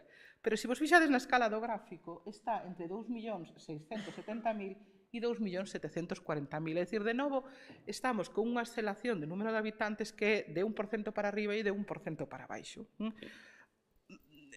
É dicir, non vamos a modificar significativamente o tamaño poboacional. Que o que vai a pasar polo medio? Bueno, pois o que vai a pasar polo medio, se queredes xogar a ser demógrafos e demógrafas, hai xente ben máis atrevida e con moita menos formación que vostedes facendo o mesmo en gabinetes de consellerías, así que vamos a facelo entre todas, que non nos vai pasar nada. Tedes aquí un par de gráficos e vamos a intuílo. O primeiro rexistra a idade media a maternidade, non o primeiro fillo, sino a idade media que se nai, con todas as criaturas introducidas, sexa primeiro nacemento, segundo, terceiro ou quinto. Vale. E outro índice sintético de fecundidade, número de fillos ou de fillas por muller. O primeiro, o índice sintético, o número de fillos por muller, se lê no eixo dereito, en unidades, vale? E a idade media, que é unha idade, no eixo esquerdo. Que o que pasa coa idade media de fecundidade? Bueno, pois como vos decía, que desde os anos 80, que ata os anos 80 aproximadamente viña experimentando unha tendencia de estabilidade con lixeira reducción, pero a partir de aí vais incrementando progresivamente, non? Ata chegar aos aproximadamente 33 anos en que se atopa na actualidade. Non é o primeiro nacimento, son todos nacementos xuntos. E o que sí que se desploma é o índice sintético a fecundidade. Se desploma nos anos 80 porque quen deixa de ter criaturas son aquelas mulleres máis novas, pero a partir de aí ese comportamento reproductivo xeralízase. E xeralízase ao resto de xeracións de mulleres, o cal acaba provocando este fenómeno de inercia demográfica que fai tamén que as cohortes nacidas nas seguintes xeracións sexan cada vez máis achicadiñas e, aínda que aupadas parcialmente non pola chegada de inmigración femenina, pois tampouco dan máis de sí. E iso fai que na actualidade estemos nun índice sintético, é dicir, número medio de criaturas por muller, de en torno a 1, 0,99, pero bueno, en fin, de en torno a 1. Vale? Se proxectamos isto a 2039, claro, se vos dades conta un pouco das dimensións e das variables e das seleccións que hai detrás, non? E que explican que cheguemos a estas cifras, probablemente, se xogades a ser así demógrafas do momento e demógrafos do momento, que me diredes que isto máis ou menos se vai a manter. Que é o que di o INE, é dicir, que a fecundidade vai a ter unha lixeira oscilación positiva á alza de aquí a 2030 e por lixeira a poñen en 1,12, é dicir, algo insignificante que se intentas traducir a número de nacementos, pois prácticamente nin te das conta de que esas criaturas pasaron pola casa, vale? E o que non se reduce, que este é un indicador tamén moi interesante, senón que continúa incrementándose a idade da maternidade.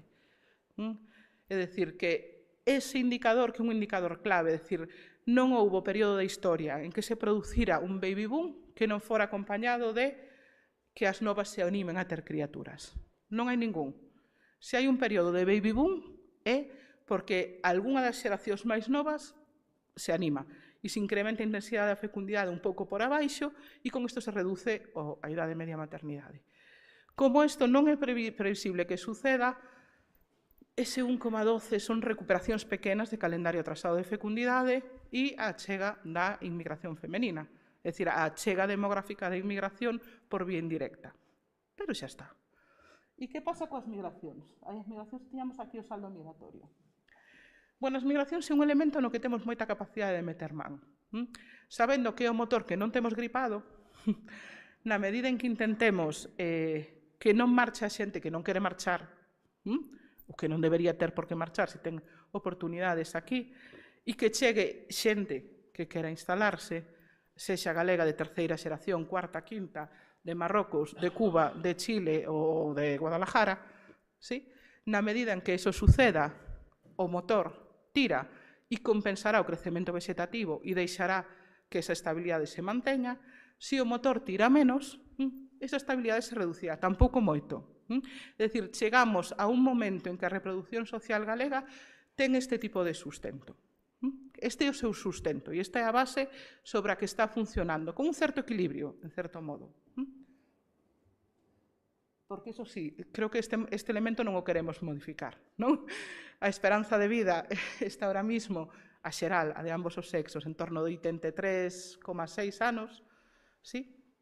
E a nosa taxa de mortalidade aumenta, non porque aumenten os riscos de morrer en tanto que tais, sino porque o que aumente a poboación maior. E, polo tanto, aumenta a probabilidade conxunta de morrer porque temos máis xente vella, non? É dicir, poderíamos estandarizar a taxa para ver o efecto en ausencia de envellecemento. Pero, en calquera caso, como este elemento da dinámica demográfica, que é o que ten que ver coa mortalidade e coas defuncións, non o queremos alterar, porque sí que nos interesa vivir máis. Digamos que o que nos toca é traballar no entorno das migracións, non? Polo menos para promover, si queremos, un cambio demográfico. No caso de que eso nos interese, porque xa vos digo que tampouco en demografía o tamaño non importa, o sea que tampouco pasa nada por quedarnos con 2.700.000. Eso, non hai ningunha implicación en ese sentido. Que predicen as proxeccións en relación co comportamento do fenómeno migratorio? Teño 5 minutos máis ou así aínda, verdad? Que estou un pelín despistada co tempo. Bueno, pois o que nos din é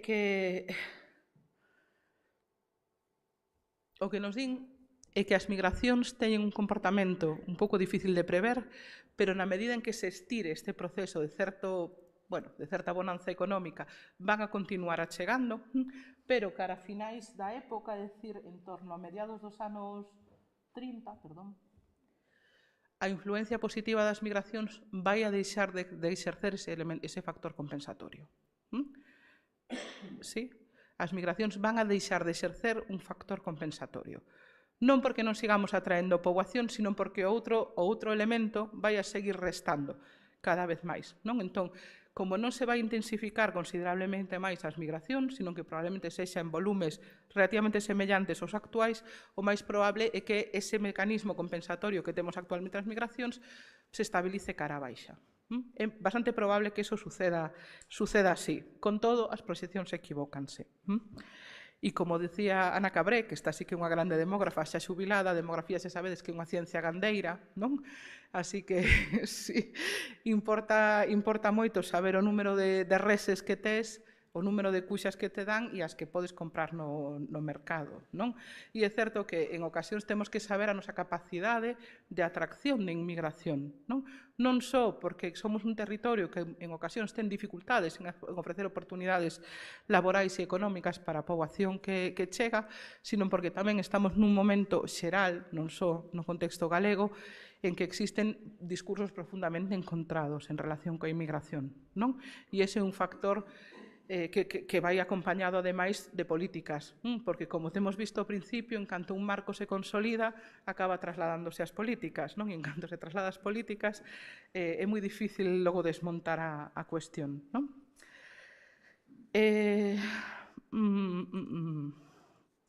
Bueno, vou acabar con un par de reflexións.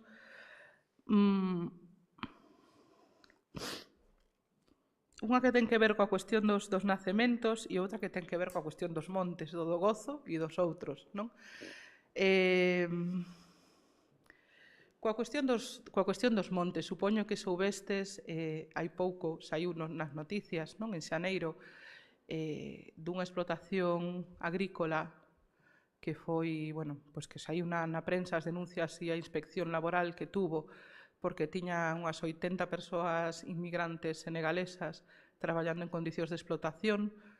Esta explotación de frutos vermellos ubicábase en unha localidade da provincia de Lugo e as persoas concretamente estaban aloxadas en un burdel abandonado de Ordes. Lembrades vos desta noticia?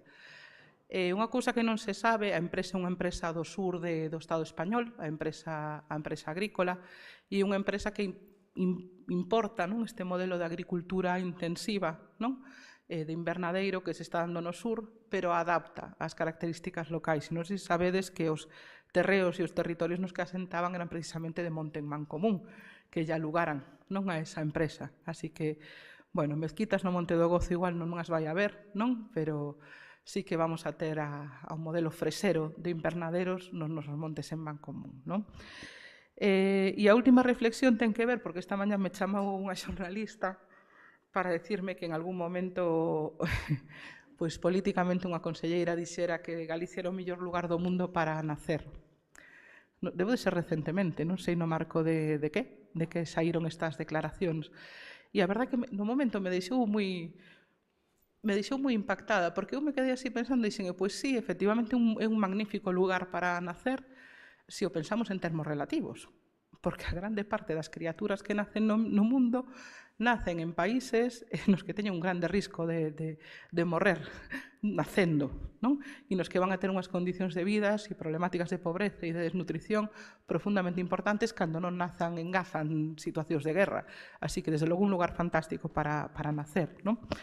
Pero se atendemos, pois, por exemplo, os resultados das enquisas de fecundidade, non? En que se pregunta ás mulleres cantas criaturas queren ter e logo vemos cantas teñen finalmente, é dicir, esa diferencia entre o que se chama a fecundidade desexada e a fecundidade real, e vemos que é de aproximadamente unha criatura media, non? Entre 2 e pico e o 1 que finalmente se ten, desde logo que non é o mellor país do mundo nin para parir nin para criar, non? E isto que fai é precisamente trasladar o problema onde debera de estar. O problema non está en se este é o mellor país para nacer. O problema está en se este é o mellor país para criar unha criatura. Polo tanto, a pregunta non é de índole demográfica, de índole social. É dicir, temos os recursos que son necesarios para colectivamente cuidar destas criaturas, existen os recursos para que esas nais teñan empregas dignos e de cualidade, existen esas persoas que as acompañan, en moitas ocasións varóns, e que non exercen as responsabilidades e os cuidados das criaturas, non? Polo tanto, a pregunta é, somos o mellor país para criar, porque o mellor país para nacer probablemente sí que podamos ser, non? Bueno, vou non deixar por aquí, moitas grazas.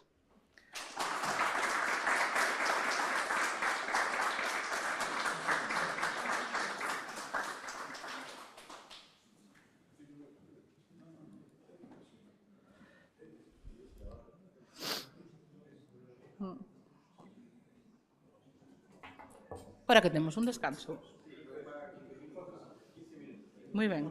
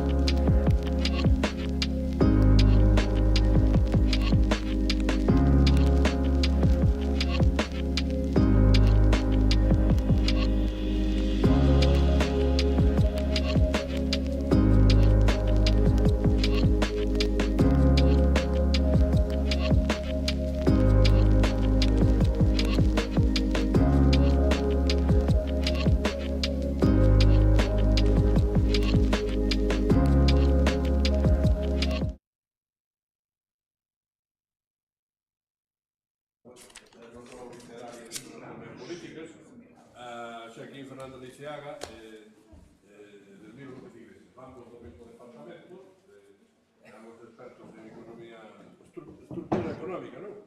Economía aplicada ahora que se chama, política económica e política agraria, e todo eso. E sobre todo, eu creo que somos favoritos económicos da Galicia presente. E é por esa razón por que está. De modo que os sozoberís saben onde está a auga, vos sabedes onde está a fonte da riqueza. Ben, empezamos por esta presentación. Bueno, boa tarde. Despois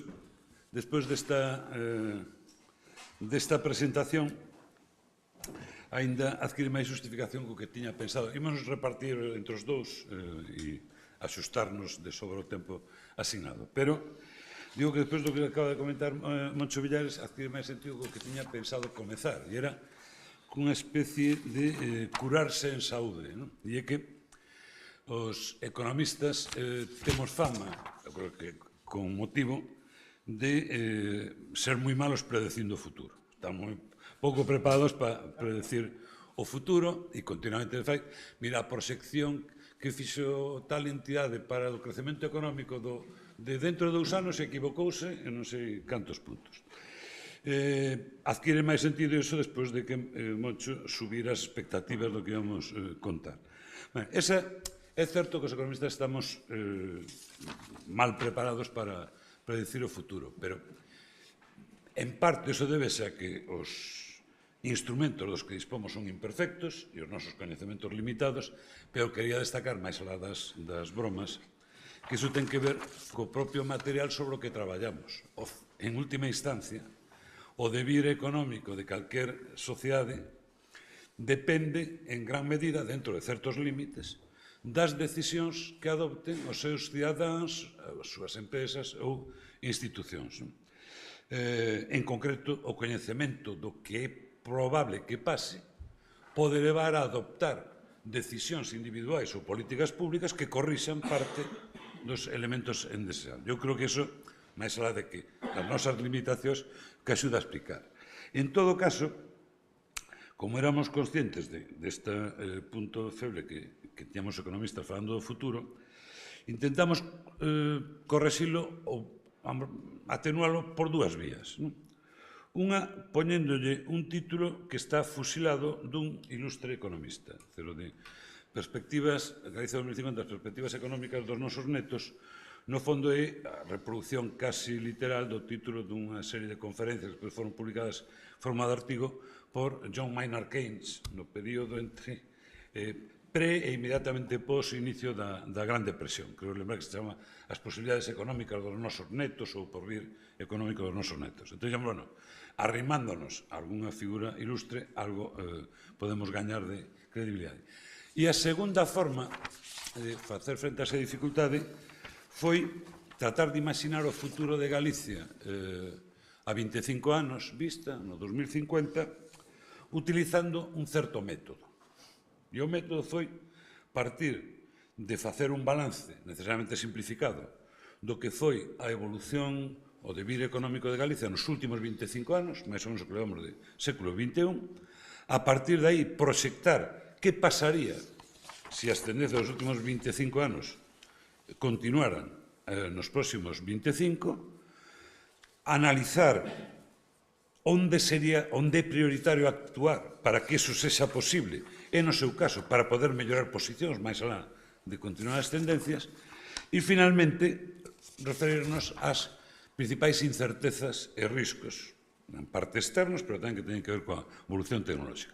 E isto foi en síntese, o texto xa o temos preparado, e entón como nos repartimos para a presentación de hoxe, eu vou vos falar do pasado recente e o futuro vou deixar a xocas. E en todo caso, se hai tempo para debate, pois comentámoslo entre todos. Eu, na parte que me toca, se vedes que ten sentido de intervir sobre calquer cosa que sea, pois imos facendo isto máis interactivo, como se di agora nas aulas universitarias. Bueno, decía que a mí me toca facer un breve balance do que sucedeu na economía galega nos últimos 25 anos. E nese sentido, o primeiro a salientar é que neste período no que levamos de século XXI, Galicia logrou mellorar e de forma significativa a súa posición relativa no contexto español en termos de produción por habitante. Logramos eso que de momento logramos converser en producción por habitante con España. En concreto, pasamos dese 77 e pico ao 92,5% que no que estamos na actualidade. Ademais, a converxencia é continua, iso sí, desacelerouse na última década a partir da crise de 2008-2013, é dicir, a partir da gran recesión, a nosa aproximación é máis lenta. Trouxemos algúns gráficos, o texto non vai levar gráficos, pero, ao mellor, o que está en azul, en barras azuis, é como foi evoluindo ao nivel do noso produto por habitante, o PIB por habitante en relación á media española. Aí podes ver a converxencia continua, pero moito máis intensa na primeira década e como isto se ralentiza globalmente nos últimos 15 anos a partir da crise de 2008-2013. A maiores, ou adicionalmente, hai que destacar que a nosa posición relativa no contexto español mellora se en vez de fixarnos no que producimos, no que poñemos a atención é na renda da que dispoñen os fogares en Galicia para gastar, para consumir e aforrar. Os termos máis adiante, xa que ten unha diapositiva onde especifica estes termos, é o que se denomina a renda disponible bruta, que recolle, basicamente, a operación de redistribución do Estado vía pensións, vía sistema impositivo, e a renda disponible axustada, que ademais contabiliza os servicios públicos, basicamente sanidade e educación, dos que disfruta a poboación sin ter que pagar por eles. Bueno, iso danos unhas medidas máis exacta do que é a capacidade de gasto e o benestar material da poboación. En definitiva, se no produto por habitante estamos no 92,5% da media española, en termos destes indicadores que acabo de decir agora, estamos no 96-97%. Por tanto, prácticamente xa na media do Estado. O balance, dese punto de vista, claramente positivo. O balance ten máis claroscuros, ou presenta máis sombras, si a nosa trayectoria a avaliamos non no contexto español, senón no contexto da Unión Europea. E como traemos o gráfico, é o que está recollido no gráfico da liña, a liña que hai no gráfico. Eso representa como evolucionamos o nivel do produto por habitante en Galicia respecto á Unión Europea. Que pasou aquí? Conversemos rapidamente coa Unión Europea a un ritmo moi forte na primeira década do século. A crise 2008-2013 provocou un retroceso en Galicia e en España. A crise afectou moito máis a economía española que a europea. Por tanto, volvemos atrás en comparación coa Unión Europea. E na última década de crecemento económico e recuperación económica recuperamos o parte do que perderamos na crise. O resultado é que, comparado con principios de século, estamos máis próximos á media europea do que a principios de século, pero o avance foi moito máis modesto. Como consecuencia disto, se miramos a posición actual de Galicia, como podemos calificala a nosa posición en termos destes indicadores máis simples dese momento económico? Pois eu creo que tanto no contexto español como no europeo, o que mellor define é que somos un país, un territorio, cada quen que chame como queira, unha rexión nos termos europeos, cun nivel dese momento medio baixo. Se miramos no contexto español, somos unha comunidade autónoma cunha producción a renda por habitante xa próxima á media e formando parte dun pelotón intermedio. De feito, das 17 comunidades autónomas estamos no posto 9. Este é o que os estadísticos chaman a mediana. Non estamos na media, estamos xusto na mediana. E no contexto da Unión Europea, tamén o que mellor define, eu creo que a nosa posición actual é o de ser unha rexión dentro das 200 e pico rexións da Unión Europea cun nivel de desenvolvemento medio baixo. Seguimos a bastante distancia do estándar medio da Unión Europea, 84%, pero xa non formamos parte do pelotón de cola, eso que denominan institucións europeas as rexións menos desenvolvidas, que están por baixo do 75%, e que son o destino principal dos fondos estruturais de investimento europeo. Por iso, nos dous últimos períodos de fondos europeos, Galicia xa non está nese grupo das rexións europeas destino prioritario dos fondos. Estamos clasificados nunha especie de clase intermedia que se chama rexións en transición, a efectos do reparto do diñeiro europeo. Como, que é o que fixo posible esas melloras neses indicadores e que outras e que limitacións principais presenta o recorrido destas 2 décadas. Ben, o principal sustento desa avances na produción e na renda por habitante foi a mellora da productividade do traballo. Tanto xa medimos por persoa ocupada como xa medimos por hora traballada. En concreto, hoxe estamos xa no 96% da productividade media por hora traballada en España.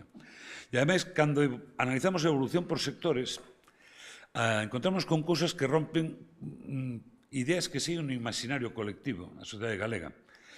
Porque seguramente no imaginario colectivo que o maior retraso relativo sigue estando no sector agrario, no sector agropesqueiro.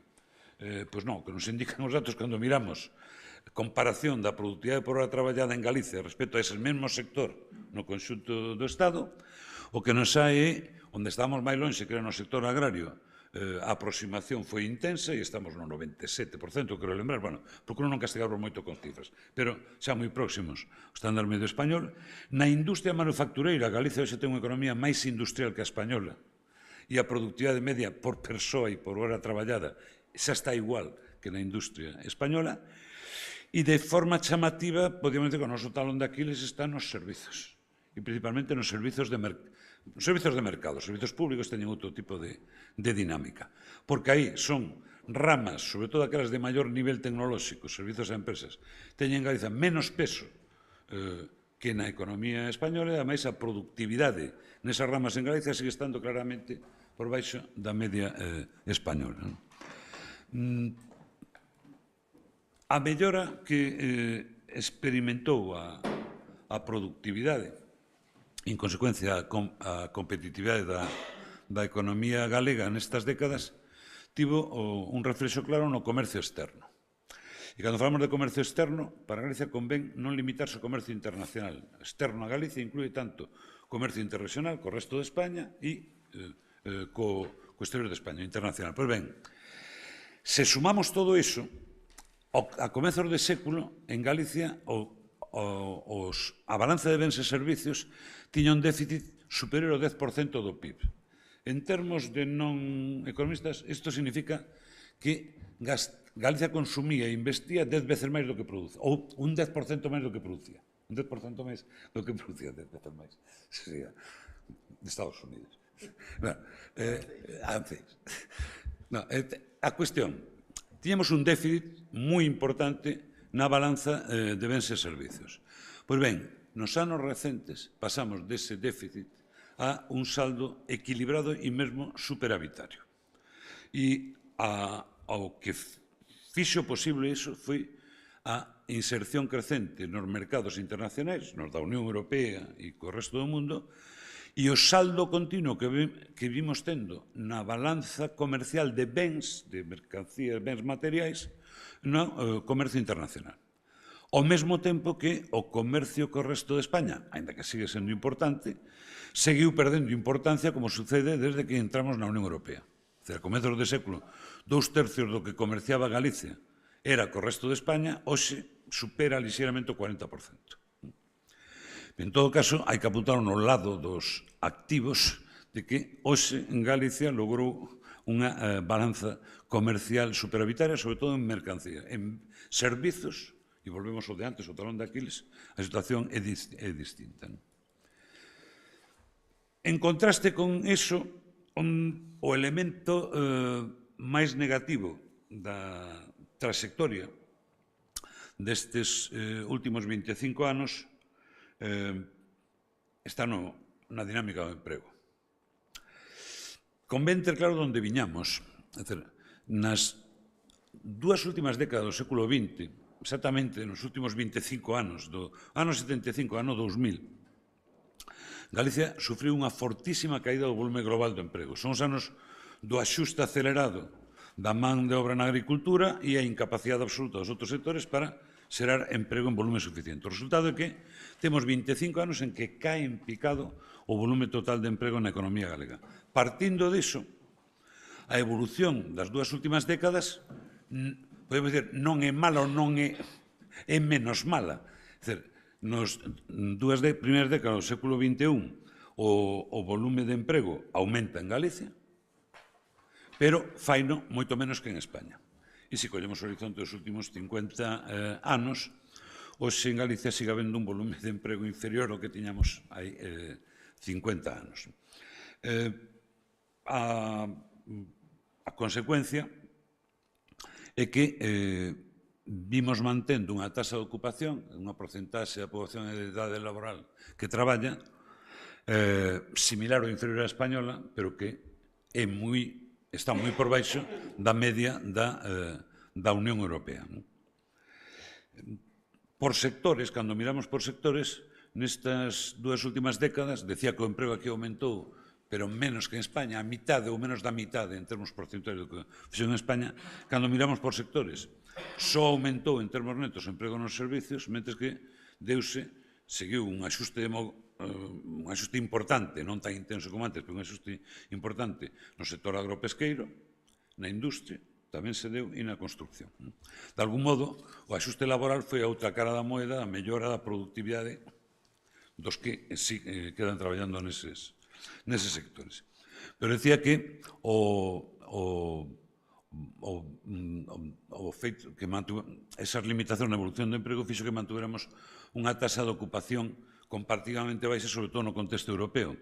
De feito, neste gráfico se verá moi ben, aí está recollido como evolucionou en relación coa Unión Europea 27, a actual Unión Europea, en negro o nivel do noso produto por habitante, e as outras dúas liñas, a que cor laranxa, como evolucionou a nosa taxa de a ratio entre ocupados e poboación, que porcentaxe a poboación traballa, e en azul a productividade. Podedes ver, se fixades son os valores finais, porque a mellor lía moito as curvas arriba para baixo, o diferencial que se nos separa da Unión Europea en produción por habitante xa se debe máis a menor porcentaxe da poboación que traballa que a menor productividade dos que teñen un emprego. Esta evolución do emprego non me vou meter no territorio que se nos desenvolveu magníficamente Antía, pero sí apuntar, isto ten moito que ver coa evolución demográfica. Ao final, esa dinámica comparativamente desfavorable do emprego, polo menos na nosa opinión, é en boa medida o factor explicativo último do que é unha constante en Galicia desde mediados do século XX e que proseguiu nas dúas últimas décadas, que é o estancamento do número de habitantes e a perda de peso poboacional. É dicir, detrás das fluxos migratorios está a dinámica do emprego. E detrás das propias decisións sobre a reproducción, sobre a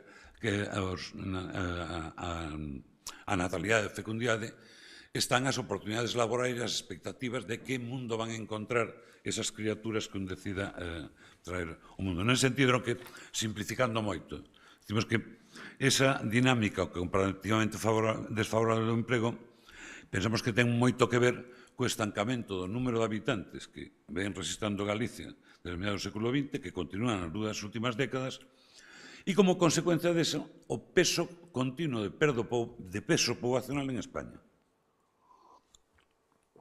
Por resumirlo nunha frase, que a mes, tanto esa aquí como temos utilizado moito, facémonos máis prósperos ao mesmo tempo que cada vez pesamos menos.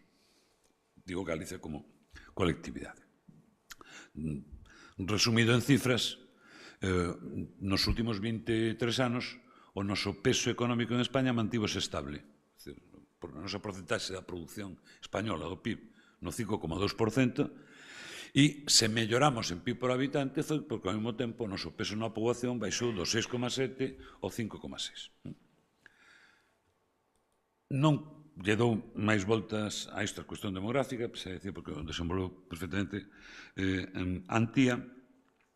Si me quero deter nunha cuestión, e xa vou achegándome ao final da miña parte, nunha cuestión que é clave para a dinámica recente e, sobre todo, vai ser para o futuro da economía galega, tanto da xeración de emprego como da productividade do traballo. E é a dinámica dos investimentos. Non vos vou soltar aquí unha explicación teórica de por que o investimento é importante na economía, pero é porque o que condiciona o potencial productivo e xeración de emprego que tes no futuro. Cando analizamos a evolución do que veu sucedendo co investimento en Galicia, o que nos encontramos é que a taxa global de investimento, é dizer, a porcentaxe do que producimos cada ano que dedicamos a investir como sociedade, esa taxa de investimento alcanzou niveis moi altos na fase de expansión económica do 95 ao 2007. De feito, chegou a superar o 30%, que era un valor en torno ao español, mesmo ligeiramente superior, e claramente superior ao da Unión Europea. É dicir, dedicamos a investimento unha parte moito maior que a media europea. Tiña unha parte, non vou contar aquí unha película de todo era maravilloso, tiña unha parte, digamos, oscura, e é que a mitade dese investimento, máis ou menos, era investimento inmobiliario en outras construccións. Pero aínda así non todo era ladrillo. O investimento, podemos considerar máis claramente productivo, nese período alcanza en Galicia, igual que en España, tasas elevadas.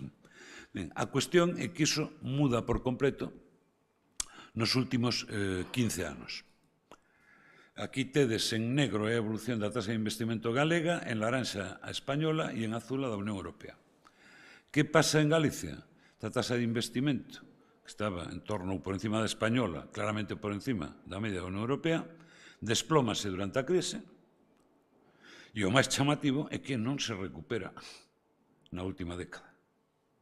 Isto aquí. De tal modo, mentres que si o fai, sin ser para tirar cohetes, na economía española e na Unión Europea. Cal é o resultado? Que nos últimos anos Galicia ven registrando unha tasa de investimento 15, 16, 17% do que producimos cada ano, moi inferior á española e a máis distancia aínda da media da Unión Europea. O papel central nesta evolución corresponde ao investimento privado. E neste aspecto vimos tendo unha situación nos últimos 15 anos digna de mención. Temos unha notable debilidade do investimento privado, o que hai que, eu polo menos interpreto, como unha insuficiente confianza por parte do empresariado no futuro económico do país, pero unha baixa tasa de investimento ao mesmo tempo que unha saída continua de aforro para financiar investimento noutros territorios.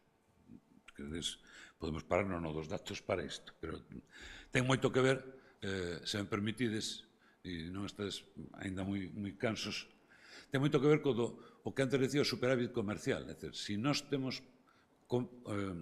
producimos máis do que consumimos e invertimos. Entón, temos un superávit comercial, como nos siguen entrando transferencias ás familias, que é o que permite que mellore a renda disponible, e transferencias de capital do Estado da Unión Europea para financiar o investimento, a balanza de pagos final ten que estar en equilibrio.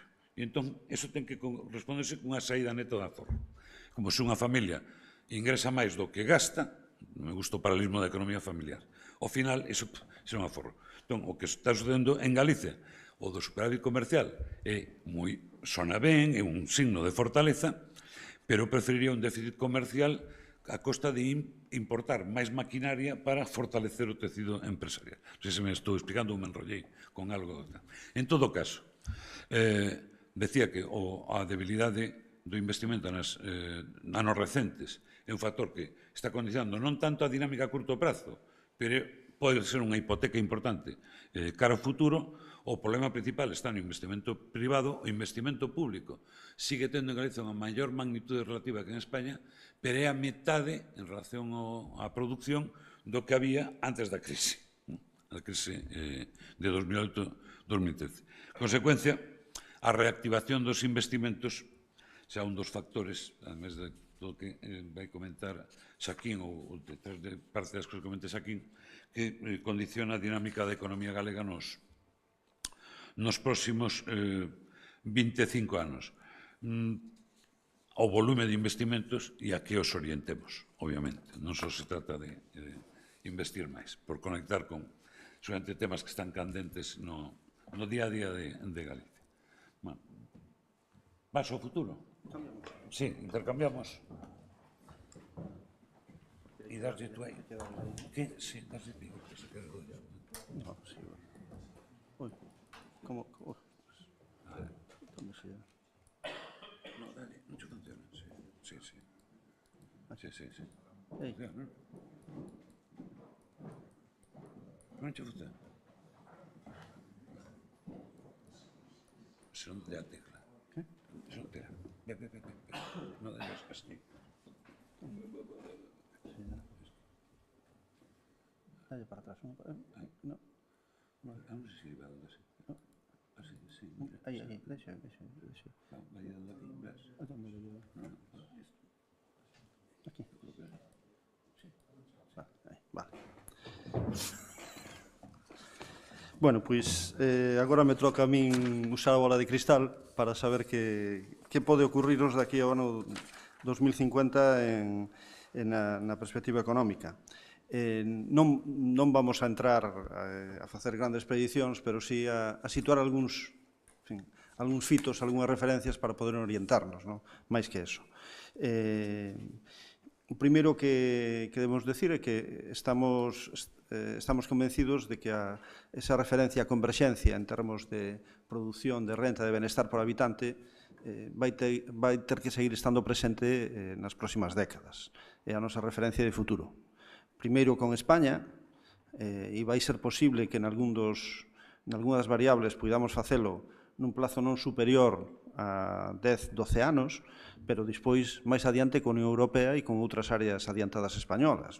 Si en termos de PIB por habitante agora estamos no 97% aproximadamente, non hai que esquecer que Madrid ainda nos leva máis de 30 puntos, Cataluña pois 20 e o País Vasco pois un pouco máis, e Navarra. Por tanto, temos aínda moito que converxer, e desde logo, como decía antes Edelmiro, con a Unión Europea bastante máis. Segundo, conseguir o ritmo destes anos, vamos facelo bastante ben nos próximos. Entón, non se trata tampouco de obxectivos inalcanzables, son obxectivos alcanzables. Esa é a boa noticia. Cal é a noticia, digamos, máis realista? Podemos ser optimistas, pero para facelo temos que cambiar moitas cousas. Perdón, Dios mío, sempre pasa igual. Para facelo temos que cambiar moitas cousas no noso modo de funcionar. Non vai chegar con seguir as mesmas pautas das últimas 2 ou 3 décadas, porque moitas cousas xa se modificaron, entre outras cousas como consecuencia da propia transformación que experimentamos nos últimos 40 anos, nos últimos 25 anos. E porque, ademais, hai algúns automatismos que, na medida en que vamos gañando posición relativa en relación coa media española ou coa media europea, van a deixar de funcionar. Vamos a recibir moitos menos fondos europeos no futuro, vamos a recibir menos fluxos de transferencias, algúns dos fluxos de transferencias van a estar condicionados por isto, e, por tanto, as condicións cambian, e ou nos adaptamos, ou, se non, esta inercia positiva que levamos, pois non vai ser posible. Nese sentido, aí están 4 medidas distintas da nosa capacidade económica, que antes Edelmiro xa se referiu a alguna delas.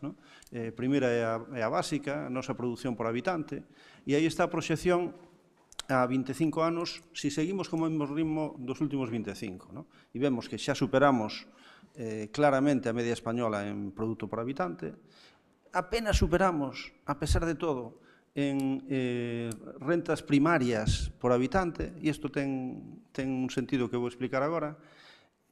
Estaremos bastante ben, no 110%, na renta familiar disponible por habitante, é dicir, na nosa capacidade de consumo, e un pouquiño mellor, pero basicamente igual, no que chamamos renta familiar disponible ampliada, que incluye os servicios básicos como sanidade e educación que son proporcionados, digamos, gratuitamente por parte do sector público e que, en certo sentido, forman parte tamén da nosa renta. Entón, vamos a poder facelo. É interesante o das rentas primarias, porque nas rentas primarias temos os pagos ás familias polo uso dos seus factores de produción, pero aí non deberíamos estar moi lonxe no nivel do PIB, pero temos tamén as ganancias empresariais. E é isto a diferencia. As ganancias empresariais, na medida en que se pagan a unidades non residentes, é dicir, a empresas que teñen a súa sede social fora de Galicia, non van a aparecer recollidas no saldo de rentas primarias de Galicia. Por tanto, esa diferencia nos mide a saída de capitais ao exterior que por esta vía. Que os problemas que temos en relación co nivel de investimento en parte se explican por esta vía.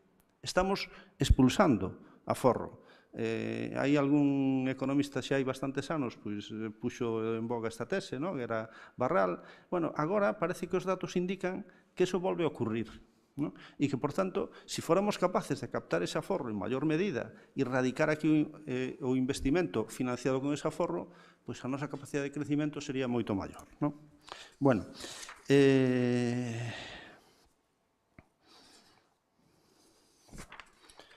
como seguir converxendo? Se queremos facer que medre, digamos, o noso PIB por habitante como primeira medida de referencia, dado o contexto de atonía demográfica que nos contaba Antía e que nos compartimos, creemos que vai ser así, compartimos plenamente a análise que fixo Antía, pois está claro que a converxencia vai ter que seguir sendo nos próximos anos en boa medida pasiva. Quero dicir, non tanto porque crezamos moito máis que en España, senón porque o número de habitantes vai a crecer moito menos que a media española. Eso xa pasou, non? Nos máis ou menos conservamos os nosos, pero España leva crecendo o número de habitantes, estamos en 40 millóns e agora somos moitos máis. Por tanto, como decía antes Edelmiro, o noso peso no conxunto da sociedade española se reduciu. Vale, se pensamos nesa converxencia pasiva, como vai ser posible? Pois, digamos que iso ten dous componentes. O primeiro componente ten que ver a nosa base laboral, o número de ocupados. Vamos a ser capaces de manter nesa autonomía demográfica a nosa base laboral? Hai que pensar que, ainda que Antía non fixo descomposición por grupos de idade, unha das consecuencias dos cambios na estrutura vai ser que a poboación en idade de traballar en Galicia baixe. Non demasiado, pero vai baixar nos próximos anos. Entón, temos aí unha dificultade. Como se pode, a pesar de todo, se temos como exixencia manter como mínimo o número de horas traballadas ou o número de persoas traballando en Galicia, como podemos facelo? Bueno, pois hai 4 ou 5 medidas que podemos usar. Primeiro, a absorción da produción desempregada ou das persoas que están traballando a tempo parcial. Isto é máis útil incluso socialmente. Se disminuímos o noso nivel de desemprego, pois estamos todos moito mellor. Está claro que iso ten un límite. Entre outras cousas porque, aínda que os economistas isto nos costa un pouco de traballo explicalo, un desemprego nulo non só non é posible, sino que non sería beneficioso. É mellor un certo desemprego friccional, mellor do 3%, unha cousa así. Entón, temos aí un límite e non estamos tan lonxe, porque a economía española ten unha tasa de desemprego de 10%, nos estamos un par de puntos por debaixo, entón temos un marxen, pero non un marxen moi grande. Segundo elemento, que ten que ver tamén coas tendencias destes últimos anos, o aumento da tasa de actividade femenina. Temos ainda un marxen. Estamos a certa distancia dos países nórdicos, por exemplo, que poden ser a nosa referencia. E non é unha referencia descabellada. Nos índices de igualdade de xénero que se elaboran internacionalmente, España está no posto número 8. Temos por encima os propios países nórdicos, pero non a moitos máis. Se temos estos como referencia, pois Galicia ainda pode crecer 5 ou 6 puntos en tasa de actividade femenina, e, por tanto, por aí ampliar tamén a nosa tasa de ocupación. Claro, isto choca coa cuestión de revitalizar a fecundidade se non sabemos facelo ben. Se non impulsamos medidas de corresponsabilidade que faciliten, digamos, a fecundidade femenina desexada, se non impulsamos medidas de conciliación, se non creamos, digamos, mecanismos que permitan que esa fecundidade desexada se aproxima á fecundidade efectiva. Pero temos aquí un elemento tamén central. Terceiro, a participación laboral por riba dos 55 e dos 60 anos aínda ten tamén un marxen de mellora. Non estou dicindo que haxa que facer, digamos, as pensións de xubilación chegar máis tarde a ela, sino con carácter voluntario, como está ocurrindo hoxe. Xa as medidas tomadas nos últimos anos están incentivando que a idade real de xubilación se aproxima a idade efectiva de xubilación. Antes estaba 3 ou 4 anos por debaixo. E posiblemente no futuro van a ter que seguir impulsándose medidas que fagan que traballemos máis anos, de forma voluntaria, porque vai ser compatible con percibir, se non a totalidade, polo menos unha proporción moi elevada da nosa xubilación. E isto tamén nos vai permitir manter a nosa base laboral. Chegará? Eu creo que seguramente non. E aquí coincidimos de novo con Antía, o outro elemento central. O elemento central é a inmigración. Unha inmigración que ten unha enorme elasticidade á mellora das condicións económicas. Entre o ano 2000 e o ano 2009 entraron en España aproximadamente 5 millóns de inmigrantes. Desos 5 millóns viñeron a Galicia unha proporción en aquel momento moi pequena. Por qué? Básicamente porque as condicións do mercado de traballo non permitían absorber moitos máis inmigrantes. Vai depender desas condicións que sexamos capaces de impulsar, digamos, a chegada de máis inmigrantes que poden ser retornados, pero poden ser tamén sin ninguna relación con Galicia, poden ser europeos, pero poden ser africanos ou poden ser, como está ocurrindo nos últimos anos, latinoamericanos. Hai unha relación moi clara entre as dificultades económicas dos países latinoamericanos e a chegada a Europa, a España e en concreto a Galicia de inmigrantes procedentes destes países. Nos últimos anos son venezolanos, pero antes foron de Colombia ou de Argentina no seu momento ou de calquer outro país. A min isto me suscita unha reflexión tamén en relación co que comentamos antes, que a convivencia entre unha poboación avellentada e unha inmigración potente, que non sei se construirá mezquitas, pero en todo caso tería dereito a facelas se ten unha religión musulmana, pois tamén plantexa un problema de integración social e posiblemente teremos que invertir moito máis en medidas que faciliten esa convivencia para evitar que nazan problemas derivados da xenofobia ou similares. Segundo elemento, central neste caso, temos que elevar o nivel de produtividade. Se a nosa base laboral vai ser, no mellor dos casos, estable, pero queremos seguir converxendo en termos de PIB per cápita, temos que elevar o noso nivel de produtividade e, ademais, facelo a un ritmo un pouco superior á media española, para poder mellorar a nosa posición. E isto é máis fácil dicilo que facelo. Nos indicadores europeos de competitividade, Galicia non sae demasiado ben parada nalgúns elementos centrais, como é o dinamismo empresarial ou incluso na propia avaliación da acción do goberno autónomo, que non sae especialmente ben parada nesas comparacións. E aí temos unha dificultade. E, ademais, as principais fontes de converxencia en termos de produtividade que operaron nas últimas décadas están esgotadas. Xa non podemos facer máis de forma moi intensa a transición sectorial desde unha agricultura pouco eficaz a servicios públicos con un nivel de remuneración e, por tanto, de valor engadido superior. Isto xa o fixemos. Xa non hai axuste de emprego no sector primario, porque xa fixemos este axuste. Eso xa non está. Non podemos pensar en aproximarnos a España, a media española, porque xa estamos, na maior parte dos casos, excepto nos servicios de mercado, como decía Delmiro, na media española. Este factor de converxencia xa non está. Estamos, comentábamos outro día, un pouco como o que chaman no Banco Mundial a trampa dos países de renta media, que xa conseguiron facer esa converxencia aproximándose, pero a partir de aí hai que innovar, hai que ser capaces de crear, hai que ser capaces de estar na fronteira. E iso é moito máis complicado que simplemente aproximarse. A aproximación é fácil, a innovación é moito máis complicada. E, sin embargo, o obxectivo debe ser ese. Eu creo que isto nos indica as dificultades da tarefa. Está claro que o modelo industrial tradicional, que estaba moi basado na transformación de produtos primarios e en algúns sectores como o automóvil, a confección, etc., pois debe dar un salto adiante, pero temos que ser capaces tamén de incorporar non só novas ideas, sino sectores emerxentes, algúns dos quais non estuveron nunca presentes na economía de Galicia, pero van a ser a chave do futuro. Nese sentido, é preocupante o que pasa cos servizos máis avanzados, porque é aquí onde está o principal déficit da nosa balanza de pagos, e o noso principal déficit en termos de produción.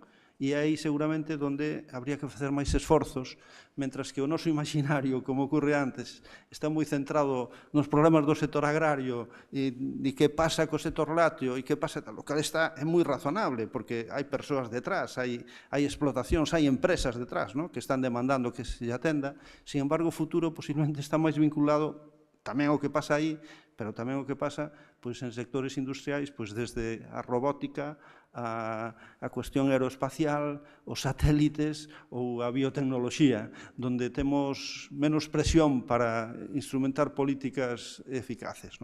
Nese sentido, as políticas horizontais que permiten mellorar a productividade de todos os sectores teñen a ventaxa de que non nos obliga a decidir de antemán cales van ser os sectores gañadores e cales non. E nese sentido, teñen menos posibilidades de error. Debemos facilitar o crecemento orgánico das empresas existentes, porque o tamaño importa, en sentido económico. As empresas de maior tamaño normalmente son capaces de investir máis e de competir mellor, teñen máis capacidade para adaptarse ás circunstancias. Na COVID vimos que a economía española sufría un pouco máis que a media europea e isto se explicaba en boa medida por unha estrutura empresarial que era de menor dimensión que outras, e temos, sobre todo, que cambiar o chip para darlle moita máis importancia á difusión de novas tecnoloxías e a innovación de fronteira, actuando sobre o capital humano, sobre a política de I+D, fomentando o emprendemento con modelos como, por exemplo, que está impulsando a Universidade de Santiago, que funciona bastante ben, e algúns outros. E logo se falaba de Portugal, pero eu diría que tamén, en un contexto onde o libre comercio pode ter algunhas dificultades, pero vai ser o comercio, a pesar de todo, vai ser un elemento central, sin dúda ninguna, tamén as ventaxas derivadas da nosa vocación atlántica e nosa situación xeográfica a medio camiño entre algúns países emerxentes e Europa. E explorar algunhas vías que eu non estou moi seguro que sexan moi importantes, pero as ventaxas comparativas que poden derivarse do aproveitamento de algúns recursos naturais que nos temos en abundancia, como pode ser a agua, ou se sabemos facer ben a transición enerxética, enerxía baixo custo. Hai moitas actividades de fronteira actuais que dependen da disposición destes dous grandes factores. E non vexo como Aragón pode albergar grandes centros de Amazon e nós non, cando dispoñemos de agua e de enerxía en volumen suficiente. Xa se falou do investimento privado e tampouco vou entrar moito máis aí. E no sector público se fala pouco tamén da produtividade. Eu creo que é outro elemento decisivo. Temos un investimento público nos últimos 20 anos moi grande, pero temos que pensar que moitas fontes que financian ese investimento tamén están agotadas. Entón vamos a ter que cambiar de chip. Os fondos de Next Generation se agotan no 27. Posiblemente as demandas europeas en materia de seguridade fagan que os fondos de converxencia sexan moito máis xenerosos a partir do novo período de programación.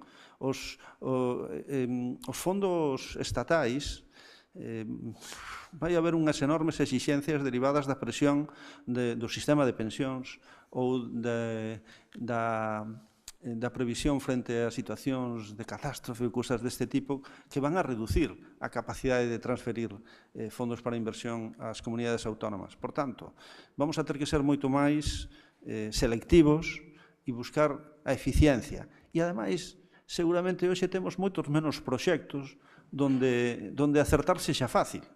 E vamos a ter que saber onde facelo e onde non, discriminando entre aqueles proxectos que teñen un gran retorno e aqueles que non o teñen. Bueno, riscos, para ir acabando. Primeiro, un risco derivado, a ver se son capaz, aí, derivado da polarización que está experimentando a economía española. Está construído un índice de polarización que parte de 1981 e chega hasta 2019. E como vedes, nos últimos 30 anos, esa polarización aumentou de forma tendencial con algunhas caídas, pero nos últimos 15 anos está aumentando. Abaixo está construído ese mesmo índice sen Madrid, e vedes que ocorre xustamente o contrario. Madrid está funcionando como un gran aspirador de enerxías, de desenvolvimento, de crecemento do conxunto da economía española. E isto pon un risco para nós, porque moito deste aforro que decíamos a través das ganancias empresariais sai de Galicia, pois acaba radicado ali onde teñen as empresas o capital social e en moitas ocasións se inviste ali. Entre outras razóns, porque esta nova economía do coste marginal cero xenera unhas enormes concentracións de capital con cada vez máis rendementos. Hai economías de dimensión, hai economías de concentración e, por tanto, hai unha gran aspiración de recursos desde a periferia cara ao centro. Entón, este modelo nos plantea un reto, porque temos que ser capaces de rompelo. E desconcentrar a actividade económica neste contexto pois non é nada fácil. Hai algunhas medidas de carácter público, pero isto posiblemente non chega. Vou poñer unha segunda diapositiva, que iso é a converxencia provincial do PIB per cápita. É dicir, en que medida hai diferencias entre unhas provincias e outras. E vemos que a partir do ano 2000 tendencialmente estamos en plano. Entón, tamén a converxencia provincial se parou. Entón, se queremos seguir converxendo, vamos a ter que facelo mellor. Galicia é unha excepción, nese sentido, na economía española nos últimos 20 anos, porque seguiu progresando, pero nun contexto que cada vez é máis desfavorable. Segundo risco, pois pasar a ter un sector público menos solidario. As transferencias públicas nos levan axudado moito tempo, a través dos sistemas de pensións, en primeiro lugar. Vamos a seguir necesitando unha estrutura da poboación con un gran peso da poboación avellentada, onde a base productiva é máis limitada. Un sistema de pensións a unha escala maior é un certo seguro de que vamos a ter cotizacións suficientes para afrontar o sistema. Por tanto, unha España con un sistema de benestar menos solidario pois constituye un problema para nós. Pero, segundo, unha España cun sistema menos solidario tamén en termos territoriais sigue constituindo un problema para Galicia, porque o segundo elemento importante de financiación do sector público ven a través dos fondos de financiación autonómica que teñen unha vocación de xenerar unha capacidade de gasto igualitaria. E se isto se rompe, pois vamos a ter unha dificultade. Terceiro risco, me quedan dous. Terceiro risco, pois en relación ao cambio tecnolóxico. Non chegamos a tempo nin a primeira nin a segunda revolución industrial, non chegamos a tempo a casi nada, temos que chegar a tempo a esta. Por si nos quedamos atrás en materia de inteligencia artificial e non somos capaces de aplicala e de participar en algún elemento da biotecnoloxía, de transformacións enerxéticas, pois non vamos a ser capaces de participar nos frutos tampouco desta ola de innovación ao mesmo nivel que outras rexións. Na nosa escala e sin complexos, desde a produción científica a produción de bens e de servicios, temos que ser capaces de participar desta nova onda tecnolóxica, apoiando empresas emerxentes, pero tamén apoiándonos nos campeóns que temos, desde Inditex aos demais, Inditex no norte ou Citrón no sur. E en relación coa xeopolítica e a fragmentación do mundo en bloques, que hoxe está obligado, pero xuro que isto tiñamos previsto desde hai varios meses, e Edelmiro pode dar fe, pois eu teño clarísimo que Europa ten que ser non só a nosa prioridade, senón o noso instrumento principal de defensa. E Europa ten que ser capaz de liderar, digamos, un bloque de libre cambio con reglas, non?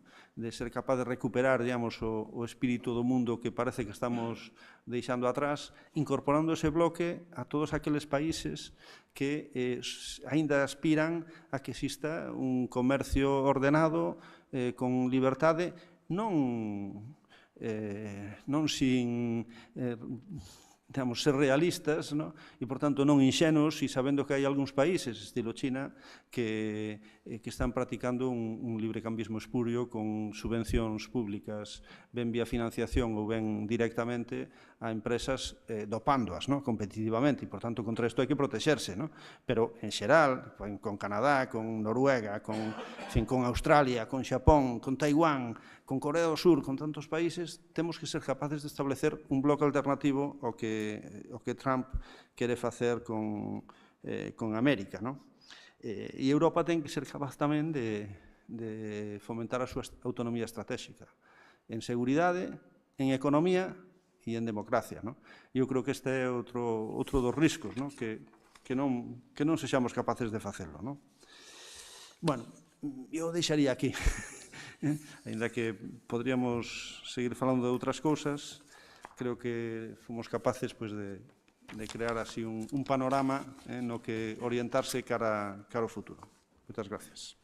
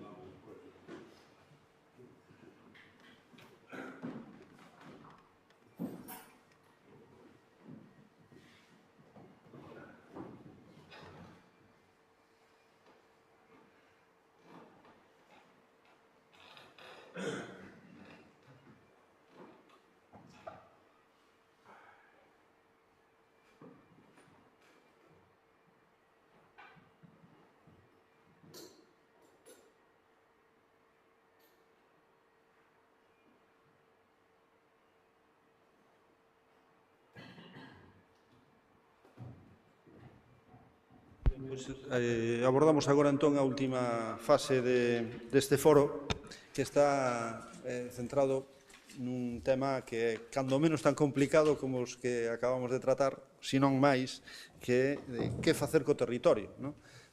O territorio é o receptor de todas estas políticas necesariamente e ademais ten a súa dimensión propia.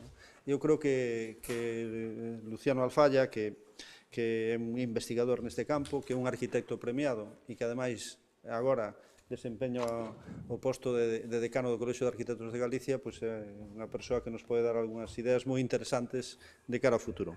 Luciano, cando queiras. Agora está encendido, non? Sí. Nada, decíalle agora a Ramón Villares que ao principio, que a verdade eu tiña aquí unhas notas e que vou a continuar, pero que me gustou moito que fixera a referencia ao encontro de 2000 de Mondariz, porque a miña maior virtude, que non a dixo Leiceaga, é que son o único arquitecto de Mondariz Balneario. Entón eu estaba en Mondariz Balneario e pensei onde estaba hai 25 anos. Entón pensaba que hai 25 anos máis ou menos ti tiñas a miña idade, eu estaba con Antía e coa túa filla con cousa alá na Escola de Arquitectura organizando charlas en Antía no claustro dentro das asociacións estudiantís e pensaba tamén cal era aquele enfoque e como traía hoxe isto con esa mesma mirada quizáis atrevida no sentido de non importa demasiado, que non pasa nada, non? Creo que o que decías ti recollendo aquelas reflexións daquel momento. É dicir, quizáis, penso que xa son maior, pero penso que canto máis novo eres, máis atrevido eres para decir cara onde van ir as cousas, moitas veces sen sabelo. Vou a...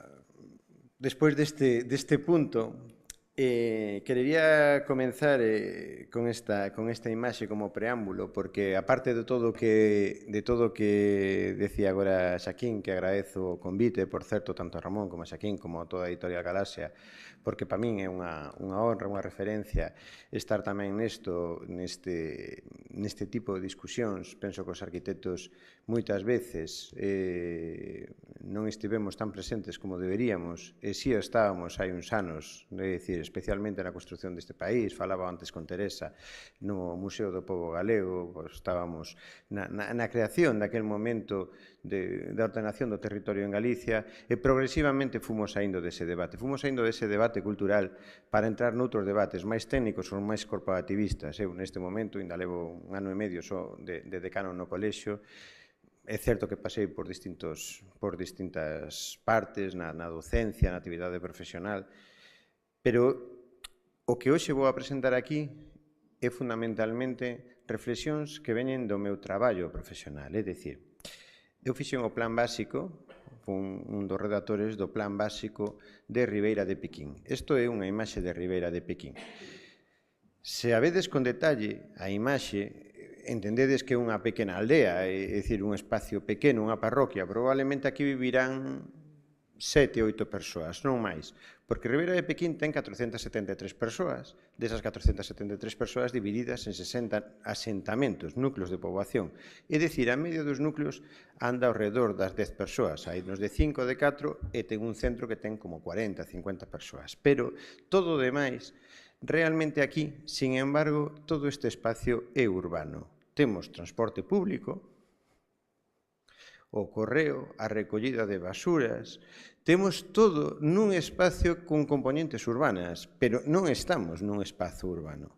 Entón, cando nos falamos, por certo, tamén xa anticipo que fronte aos gráficos e os textos, como arquitecto, vou a traballar con imaxes e con mapas, quero dicir, apenas traio textos, pero é unha maneira de tratar de explicar precisamente a ordenación do territorio. Así que, cando nós estamos a pensar que facer co territorio, temos que facelo con eso, pero tamén con todos estes outros. É dicir, estes territorios intermedios, que na mesma escala destas imaxes, Monforte, O Barco, Ceo, Caldas, que son desas vilas, desas cidades intermedias, tamén son claramente urbanas, pero realmente, se vemos estas fotografías, tampouco son extremadamente urbanas, inda que o sexan, é dicir, na súa morfoloxía ou comportamento do que entendemos que é urbano. E despois traballamos con todo o territorio en xeral. Pero, cando traballamos con todo o territorio en xeral e cando pensamos que facer co territorio, evidentemente unha provocación, é dicir, cando eu deixo esa pregunta que me propuxeron dende Xaquín, dende o convite inicial, e decidí non mudala, porque é unha pregunta que penso que na maioría dos casos, para cada interlocutor, xa ten unha resposta. É dicir, non partimos de cero, non estamos preguntándolle que hai que facer neste territorio e ninguén ten construída unha reflexión sobre o que é necesario facer. Nós atopámonos diariamente nos procesos de participación, nos encontros coa veciñanza, sempre que xa está construída unha idea do que hai que facer, polo menos nese territorio. Esta é a segunda cuestión. É dicir, non todos os territorios son iguais. E cando alguén pregunta que facer co territorio, de que estamos a falar? Estamos a falar dos barrios colmatados ou dos espacios naturais? Estamos a falar das infraestructuras ou dos asentamentos rurais? Da costa ou do industrial? Bueno, pois, haberá que facer cousas distintas, é dicir, no territorio. Esa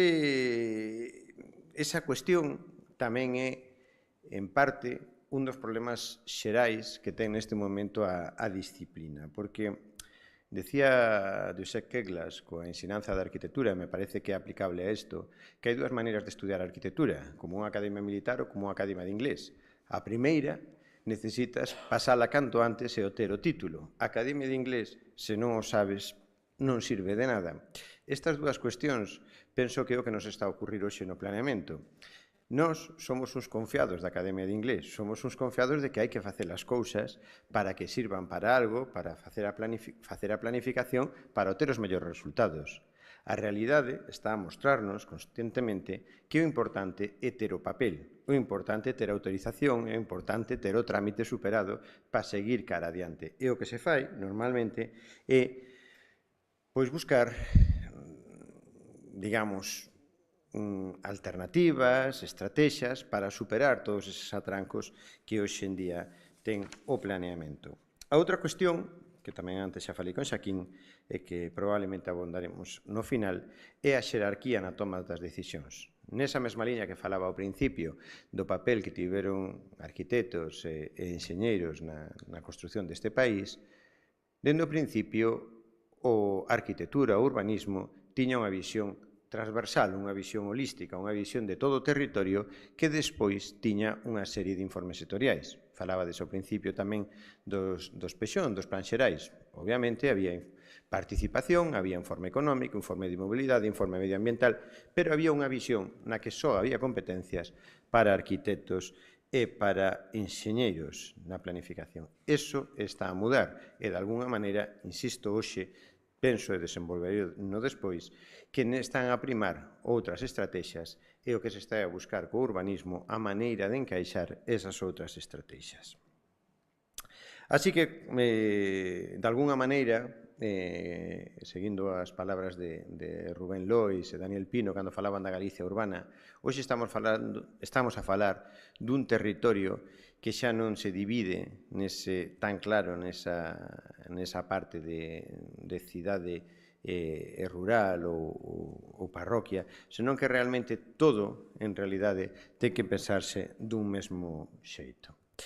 Se me permitides, vou abordar estes tres aspectos dun xeito bastante rápido para que podamos conversar, pero para ter un primeiro contexto, porque xa digo, fixen os deberes no sentido de intentar dar esa resposta ao final das prioridades territoriais nun futuro incerto, pero antes quería dar un contexto europeo, nacional e autonómico de como estamos, como nos ven dende fora e como nos vemos nós mesmos, e a situación e retos que ten o territorio en Galicia. Primeiro, dende fora, vou saltar moitos destes documentos, pero simplemente como unha referencia, dende hai anos, a Unión Europea, aínda que non ten competencias, sí que vai pasando por todos estes documentos de axendas territoriais que nos axudan de alguna maneira, a traballar de xeito conxunto. E fano, como sempre se fan estas cousas, a través dun premio económico, porque senón, por vontade, como decía ao principio, non se estaba a conseguir. Entón, se non o faz mediante un retorno, unha posibilidade de ingreso económico, non se facía. Pero este é un cambio moi grande, porque todos coñecedes a famosa Blue Banana dos anos 80, é moi significativo a posición de Galicia ou a representación desa visión policéntrica de Europa que se facía nos anos 90 ao principio. Galicia estaba completamente aillada, moitas das cousas coincidían co que decíades vos antes tamén dese cambio da relación con Europa, pero que progresivamente no 90 camiñaba cara a unha Europa máis policéntrica, máis chea de pequenos puntos, pero aínda así cunha clara centralidade en Europa, no centro de Europa, perdón.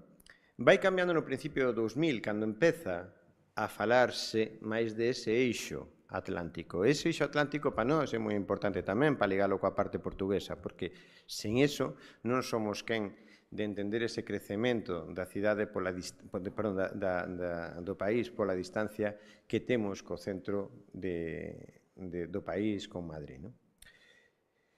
E esa conexión, mirase aquí, digamos, nesa cabeza tratora é Porto, e así o estamos vendo, e negar eso tamén é un imposible en moitos aspectos, como o tema do aeroporto e como outros temas de inercias incluso poboacionais.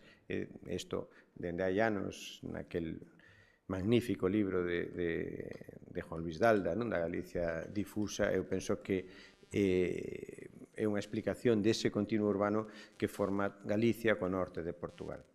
Pero que a súa vez tamén nos plans portugueses se plantexaban máis antes que agora, que xa sabedes que a saída está un pouco máis centrada, co cambio de goberno, está un pouco máis centrada cara a Extremadura, pero que había unha intención de darlle máis saída, alta velocidade, máis saída cara a Galicia para precisamente conectar esa cidade, ese continuo, esa metrópole coa cabeza en Porto. Obviamente, perdoade que vou pasando isto todo moi rápido, pero trato de que simplemente sexa unha contextualización xeral. Pero é como falamos da Europa de 2050. Esta Europa de 2050, deste Observatorio Europeo, xa empeza a ser moito máis interesante para nós e aproximarse moito máis á realidade que nós queremos. É unha daquela banana, daquela centralidade que falábamos antes, xa temos unha rede moitísimo máis policéntrica, moitísimo máis conectada, onde, claro, despois da diapositiva que puxechedes co atractor que é Madrid, non me atrevo a certificar todo eso, pero para os que organizamos o territorio ten que quedar moi claro que esa é a maneira na que o entendemos, non nos queda outra, temos que entender o territorio dun xeito policéntrico e para eso Galicia ten que ter a capacidade de liderar ese crecemento neste área concreta. Como decía, maiores deso, temos as axendas territoriais, pero que as últimas, destes últimos documentos, volven a poñer énfase nesto que decía do corredor atlántico. Quizáis por aí, a pesar do que supón a saída do Brexit e a saída de Inglaterra, penso que poden ser moi positivos para o crecemento futuro de Galicia. En todo caso, cando estamos a falar desa síntese territorial, Galicia sigue sen ter unha metrópole de carácter nacional, nin metrópoles regionais de primeiro orden, nin metrópoles regionais de segundo orden, únicamente se considera un pouco o que está a pasar en A Coruña. E se temos en conta a variación da taxa interanual de 2001 a 2023, tamén se mira como a concentración de población e o crecemento vai cara a todo este litoral, non? Aparecendo o crecemento no eixo norte-sur, no eixo atlántico que xa coñecedes de outros estudios e a concentración, por suposto, en Madrid. Todo isto en Galicia desenvolvese a través do eixo atlántico, como decía, a través da conexión con Portugal, e se non fose así, probablemente perdíamos moitísimas oportunidades. Fomentar, non trouxen máis imaxes, pero ben sabedes tamén que hai esa ECT do Río Miño que ten esas posibilidades, ou tería moitísimas máis posibilidades de conectar o norte de Portugal con Galicia, ten que ser unha canle de comunicación fluida que permita o desenvolvemento do sur de Galicia. Tamén he de dicir que tiven, como traballo profesional, o Plan de Mobilidade Transfronterizo do Río Miño, que foi un documento que tamén me deixou algunhas preocupacións, porque mentres todo o sur de Galicia quería chegarse a Portugal, todo o norte de Portugal, o interés que tiña era ir cara a Lisboa, non tiña tampouco máis interés de vir a Galicia a Sanxenxo. Se me meto na segunda parte, que é a situación e os retos do territorio de Galicia, na que me quero centrar un pouco máis, é moi importante que comencemos falando do que se soe decir que a planificación territorial en Galicia é tense que entender que é un fracaso, pero un fracaso que non se pode só circunscribir ao que ocorre en Galicia, senón que é extendible a casi todo o territorio español. En xeral,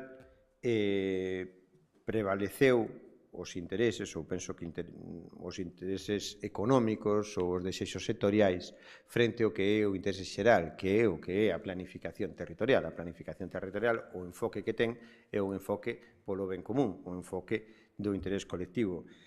Nestes últimos anos, dende logo en Galicia seguro, pero tamén noutras partes do Estado, sigo existindo máis interese en desenvolver a propiedade privada, desenvolver o aproveitamento urbanístico, que en desenvolver unha visión equilibrada do territorio. Únicamente no País Vasco comenzaron hai anos o que eran as directrices de ordenación dos territorios, as famosas DOT, e aquí en Galicia comenzaron tamén hai 25 anos, cun proceso complexo políticamente, pero que finalmente logrou ser aprobado no 2011. que todavía hoxe siguen vixente. Aquí tedes un resumo de todo isto, que, por certo, quería agradecer dende aquí tamén a Juan Carlos Mancho, co que traballei nesta presentación, que hoxe non pode estar aquí, pero quería agradecerlle a colaboración nesta.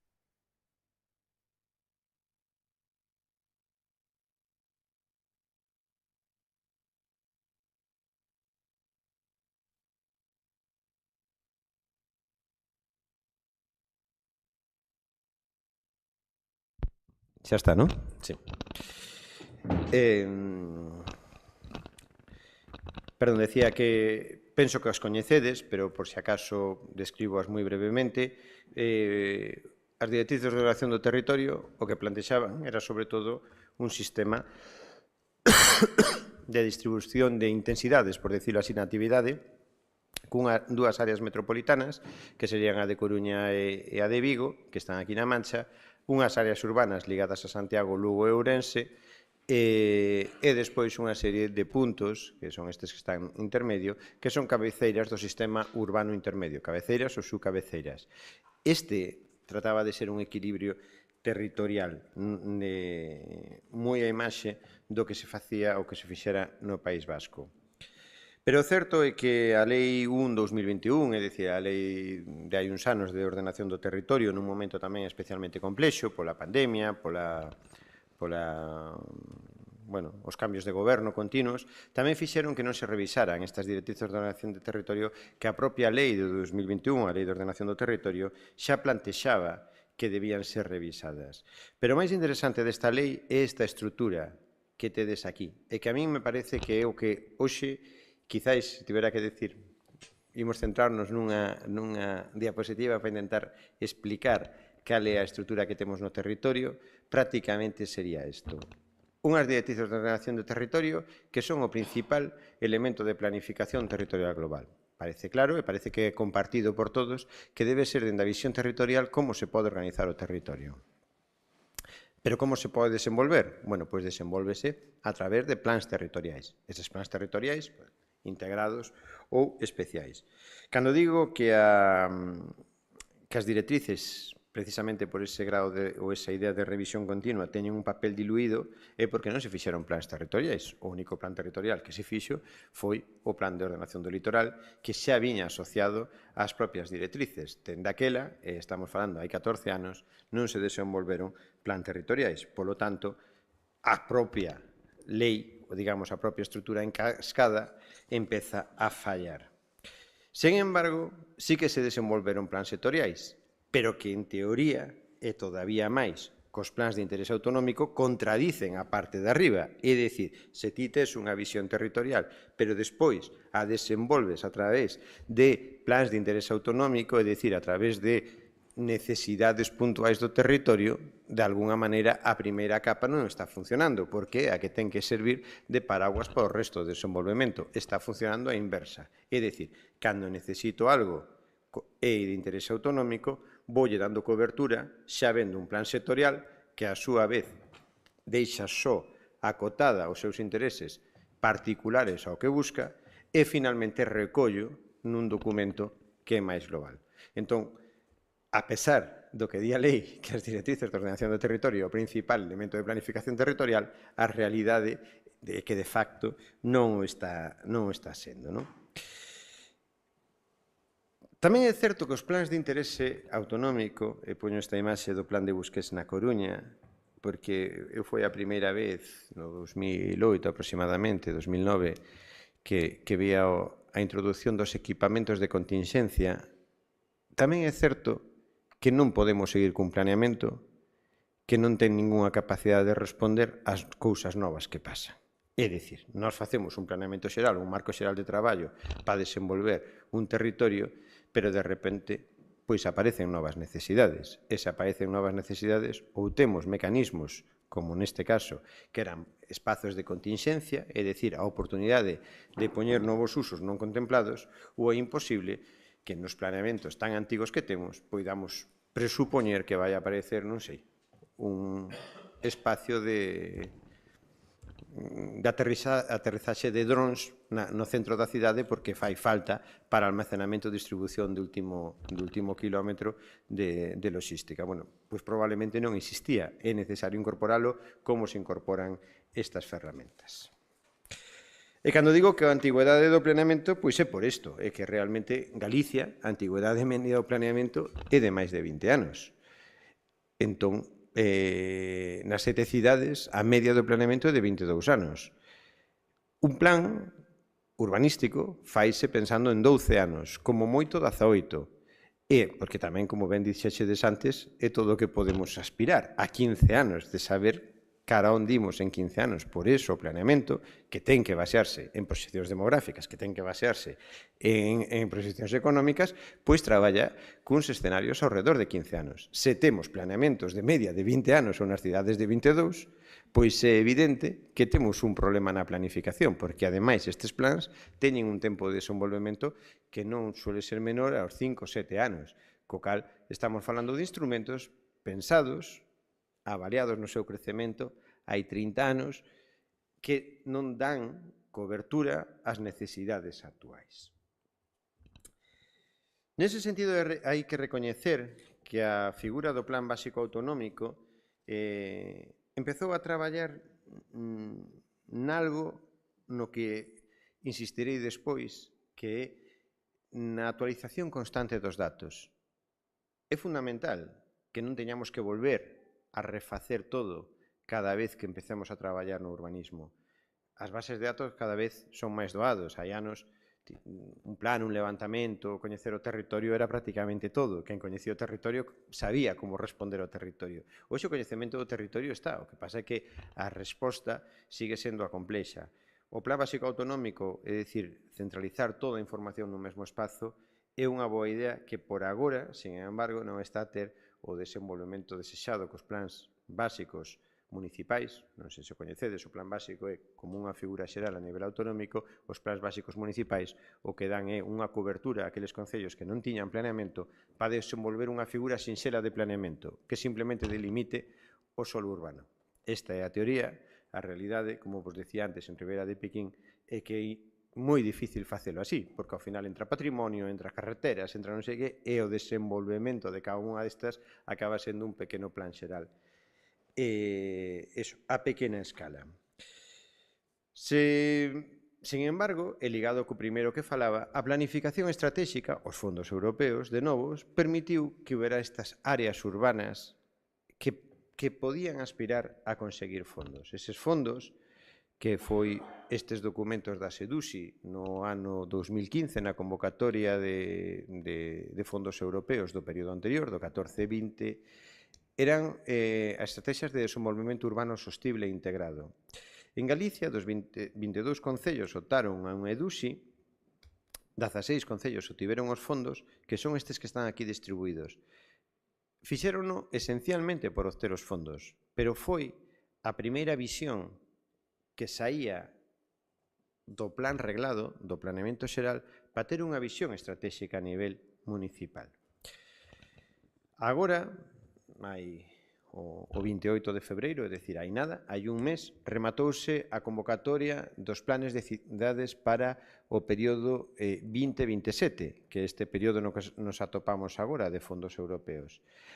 Neste caso foron máis e, sobre todo, permitiron algunhas agrupacións, como a de Valdeorras, a de Ourense, a do Valmiñor, que xuntáronse varias vilas, povos, para facer planificación territorial, o que supón un cambio neses paradigmas e, de algún xeito, unha maneira de retornar aquelas ideas, que despois falarei delas, comarcais, que permiten desenvolvementos sen os límites administrativos que ten un concello. Así que, para ir na última parte, gustaríame chegar ao que vexo cara ao futuro, un pouco facendo o mesmo recorrido, perdade que foi moi rápido, dende Europa, da situación europea, a esta última parte de que penso que vai a pasar cara aos vindeiros anos. Esa é a situación que temos hoxe para planificar o territorio, pero a realidade é que neste momento, quizáis, diría que estas son as 4 cuestións que agora máis dificultade teñen e as que non estamos sendo capaces de responder. Todas elas están sobre a mesa en 10 anos, pero son extremadamente difíciles de respostar coas ferramentas que hoxe temos. Primeiro, ser capaces de colmatar a cidade. Era algo que parecía que todo o mundo tiña claro, é dicir, anos da crise, non ocupar máis solo, concentremos, hoxe a cidade xa non queda solo por clasificar, todo solo está clasificado, todo solo sabemos isto é zona verde, esta é zona de protección, esta é zona de vivenda, co cal cambiar eso sería un cambio de uso, pero todas as cidades están xa planificadas a totalidade do seu solo. Pero a crise, a recente crise de vivenda ou urbanización, digamos, esta idea de turistificación dos centros das cidades, de repente abriu unha nova posibilidade de crecer as cidades, algo que de algún xeito xa estaba casi esquecido e que de alguna maneira por fin situaba a problemática onde tiña que situala. A segunda cuestión eran as áreas urbanas. As áreas urbanas serían... Perdón, nada. As áreas urbanas, por chamarlle de algún xeito, serían, ou as áreas metropolitanas, se temos claro que hai dous motores, especialmente dous motores territoriais, que son Vigo e Coruña, deberían ser capaces de aglutinar un crecemento desde o traballo conxunto. Poño na imaxe, a primeira imaxe, penso que a recoñecedes, que é Vigo, bueno, é Vigo, ou é un Vigo continuo,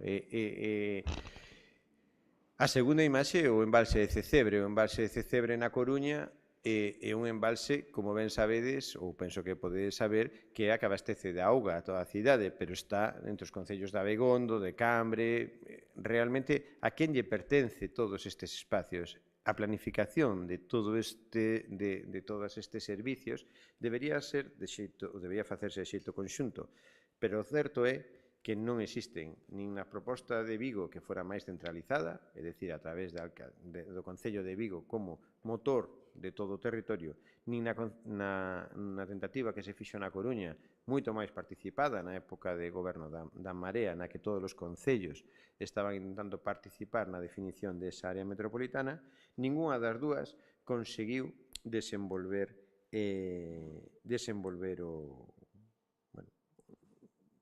a fortaleza suficiente como para que esas áreas territoriais funcionasen de xeito conxunto a través desa cidade. Pero ese mesmo problema que hai nas áreas urbanas ou metropolitanas está tamén no que son as áreas supramunicipais. Isto, nos anos 90, intentouse a través do plan de comarcalización, pero aínda recentemente hubo unha tentativa de fusión de concellos e intentar agrupar varios concellos por servicios que a verdade non sei se tivechedes ocasión de estar na presentación do documento EICI, pero foi chamativo a resposta municipalista fronte a esa idea de agrupar concellos, porque de algún xeito era a única maneira de dar eses servicios ou de repensar eses servicios conxuntamente con eses plans territoriais que, repito, son os que recolle a propia Lei de Ordenación do Territorio de Galicia. E o cuarto punto é o equilibrio territorial. O cuarto, un pouco na liña no que decía Antía, hai unha necesidade de fixar poboación, pero probablemente tampouco podamos pensar que temos que crecer, é dicir, tampouco podamos supeditar todo o crecemento das cidades. E, de feito, atreveríame a decir, e antes salteimo na parte que estaba falando de planificación estratégica, cada vez que facemos estas convocatorias, é un pouco por levar a contraria ou reflexionar sobre esas previsións de crecemento de todas as cidades e dos plans xerais que creen que poden crecer tantísimo as cidades, o certo é que todo é competición entre cidades. A única maneira é de que gañes poboación é que a perda do lado, porque estamos máis ou menos tendo as mesmas persoas ao longo destes últimos anos e temos esa proxección, como dices, con pequenas variacións. Entón, estáse producindo tamén, moitas veces entre cidades moi próximas, unha idea de Guitiriz con Teixeiro, de Bayona con Nigrán, de Tui con Tomiño, onde prácticamente a mesma poboación estáse buscando a atracción da mesma mediante servicios, mediante unhas condicións máis favorables, porque o número de poboación total non se incrementa. De cara ao futuro, bueno, eu penso que de cara ao futuro, quizáis o máis importante van ser a planificación de datos, a planificación cos datos. Nos falaba antes Leiciaga de estar atentos a toda a inteligencia artificial, a todo o que nos está a pasar coa xestión dos datos, pero no urbanismo penso que non cabe ningunha dúbida. Cada vez, sen datos, non podemos facer nada. Claro que ese control de cidades, ese control de xemelgos de cidades, no que isto era unha explicación dunha cidade de China na que iba calculando os pasos, como se abrían os pasos de peatóns en función das persoas que iban baixando un ascensor. É dicir, calculaban cantas iban a chegar á rúa, cada onde iban, as tendencias, e a partir de aí vanse abrindo os espazos. Claro, realmente non sei o grado de control que chegaremos a ter de todo isto, pero é certo que algo de todo isto vai a suceder e non imos a ser nós, é dicir, dificilmente semos nós os que poidamos controlar tal nivel de sofisticación. Si é certo que somos capaces de seguir mantendo algúns criterios, esa famosa, digamos, algunha esperanza no sentido desa economía donus, non? De onde está o noso límite de crecemento co benestar da poboación, será o que nos guíe nos vindeiros anos. Remato con catro peticións no planeamento, ou as 4 peticións principais coas que traballamos e que penso que dentro de 20 anos serán as que guiarán moito do que fagamos. A inclusión. Estamos nun mundo que cada vez está establecendo maiores diferencias sociais e que a partir de, penso que se fixo moito máis visible na pandemia, pero hoxe os datos que temos de construción estános a demostrar que gran parte do que se construe nas cidades é promovido por fondos de inversión e mercado por fondos de inversión. Non estamos facendo vivendas para a xente, estamos facendo vivendas para que, de alguna maneira, unha parte da, digamos, hai unha rentabilidade económica neso. Pódese gañar máis a través do aluguer dunha vivenda que traballando un mes enteiro, o cal non ten moito sentido para que alguén pense que lle compensa facer unha cousa e non a outra, é dicir, é un novo obxecto de desexo. E cando falo de inclusión tamén falo de cuestións de xénero, de idade, como decía Tonucci, se a cidade está ben para os nenos e nenas, seguro que está ben para todos. Pois, de algún xeito, pareceme que é un bo desexo, que teñamos cidades moi inclusivas. A enerxía, Galicia ten que dar esa resposta de produción de enerxía, sobre todo porque non podemos depender de factores exóxenos. Xa temos unha boa produción de enerxía, pero é que é esencial que non dependamos de factores exóxenos, porque o maior risco que ten o urbanismo é depender de terceiros. Ten que depender de si mesmos na medida que sexa posible, por moitas balanzas comerciais que seguro que dende a economía poidamos facer, pero o mellor que podemos facer na planificación é non facelo dependendo de decisións que non tomamos nós. A saúde, ese sistema máis alá da atención sanitaria, que empeza por crear hábitats saudables, cada vez máis non se nos pasa pola cabeza non facelo así. É dicir, decisións que hoxe estamos pensando, algunhas tremendamente controvertidas, como a implantación, pois, non sei, cando pensamos en implantación de altri, en implantación de distintas usos no territorio, moitas veces se justifican únicamente por razóns económicas. Penso que hai que pensar máis alá, penso que temos que estar pensando que é o que nos deixan tamén para o futuro, que é o que nos deixan os recursos que temos e o que nos vai a permitir vivir no futuro ou se imos ter mirada a curto prazo. Hoxe, Galicia ten varias zonas azuis, esas que, como sabedes, que teñen unha longevidade maior, que temos poboación que vive moitos anos.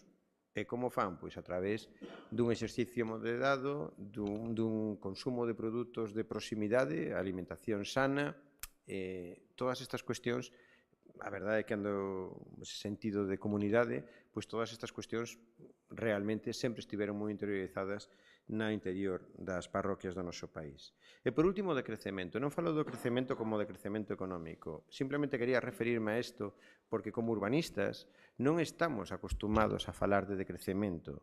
É dicir, as cidades e o urbanismo plantéxase sempre dentro do crecemento, porque ese crecemento xeraba plusvalías para o privado, pero tamén para os servicios públicos. Aparecía novo solo para construir dotacións, aparecían novos ingresos para os concellos. Se todo isto non sucede, é dicir, se o crecemento non se dá, como somos capaces de facer un urbanismo que decrece? Temos que cambiar as regras do xogo, non podemos seguir facendo as regras do xogo. Así que daqui a 20 anos, de algún xeito, se esa poboación non crece, se temos todo o territorio consumido, temos que buscar outros mecanismos que non sexan ese aproveitamento lucrativo que era a expansión do solo e que nos daba para os concellos e para digamos, a comunidade esa posibilidade de novos servicios xerais, da aparición de novos equipamentos e de novos ingresos, porque eso xa non está a suceder. E remato, esta é a última diapositiva, precisamente coas dúas, un pouco na liña tamén que penso que antes decía, non sei, foi Ramón Villares, sobre esa Galicia de monte veciñal de man común e montes ordeados, coa suma do mosaico do territorio productivo que é o territorio agrícola e as zonas agrogandeiras. É un país equilibrado, un país productivo, é un país que deberíamos ter unha mirada optimista cara ao futuro, pero que para eso tamén debemos saber que se esa é a maior fortaleza que temos como país, tamén é a que nos debe marcar o que facemos coa planificación do territorio. Moitas gracias.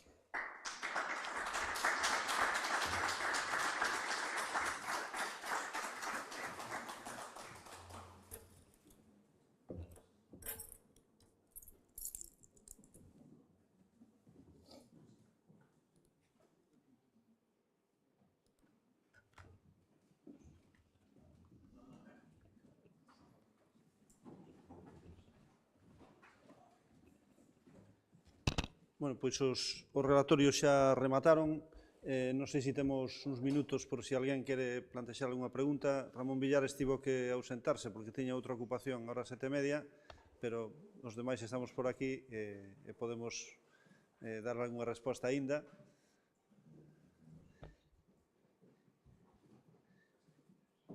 E se non, pois simplemente me toca pechar o acto moi brevemente, dar as gracias de novo á propia Editorial Galaxia, a Grial e ao Consello de Cultura que nos acolle, así como os demais participantes. Teño que dicir que coa primeira intervención de Ramón Villares tiven algunha preocupación, non? Porque vin como nos contaba que estes exercicios de anticipación do futuro pois non tiñan demasiada consistencia.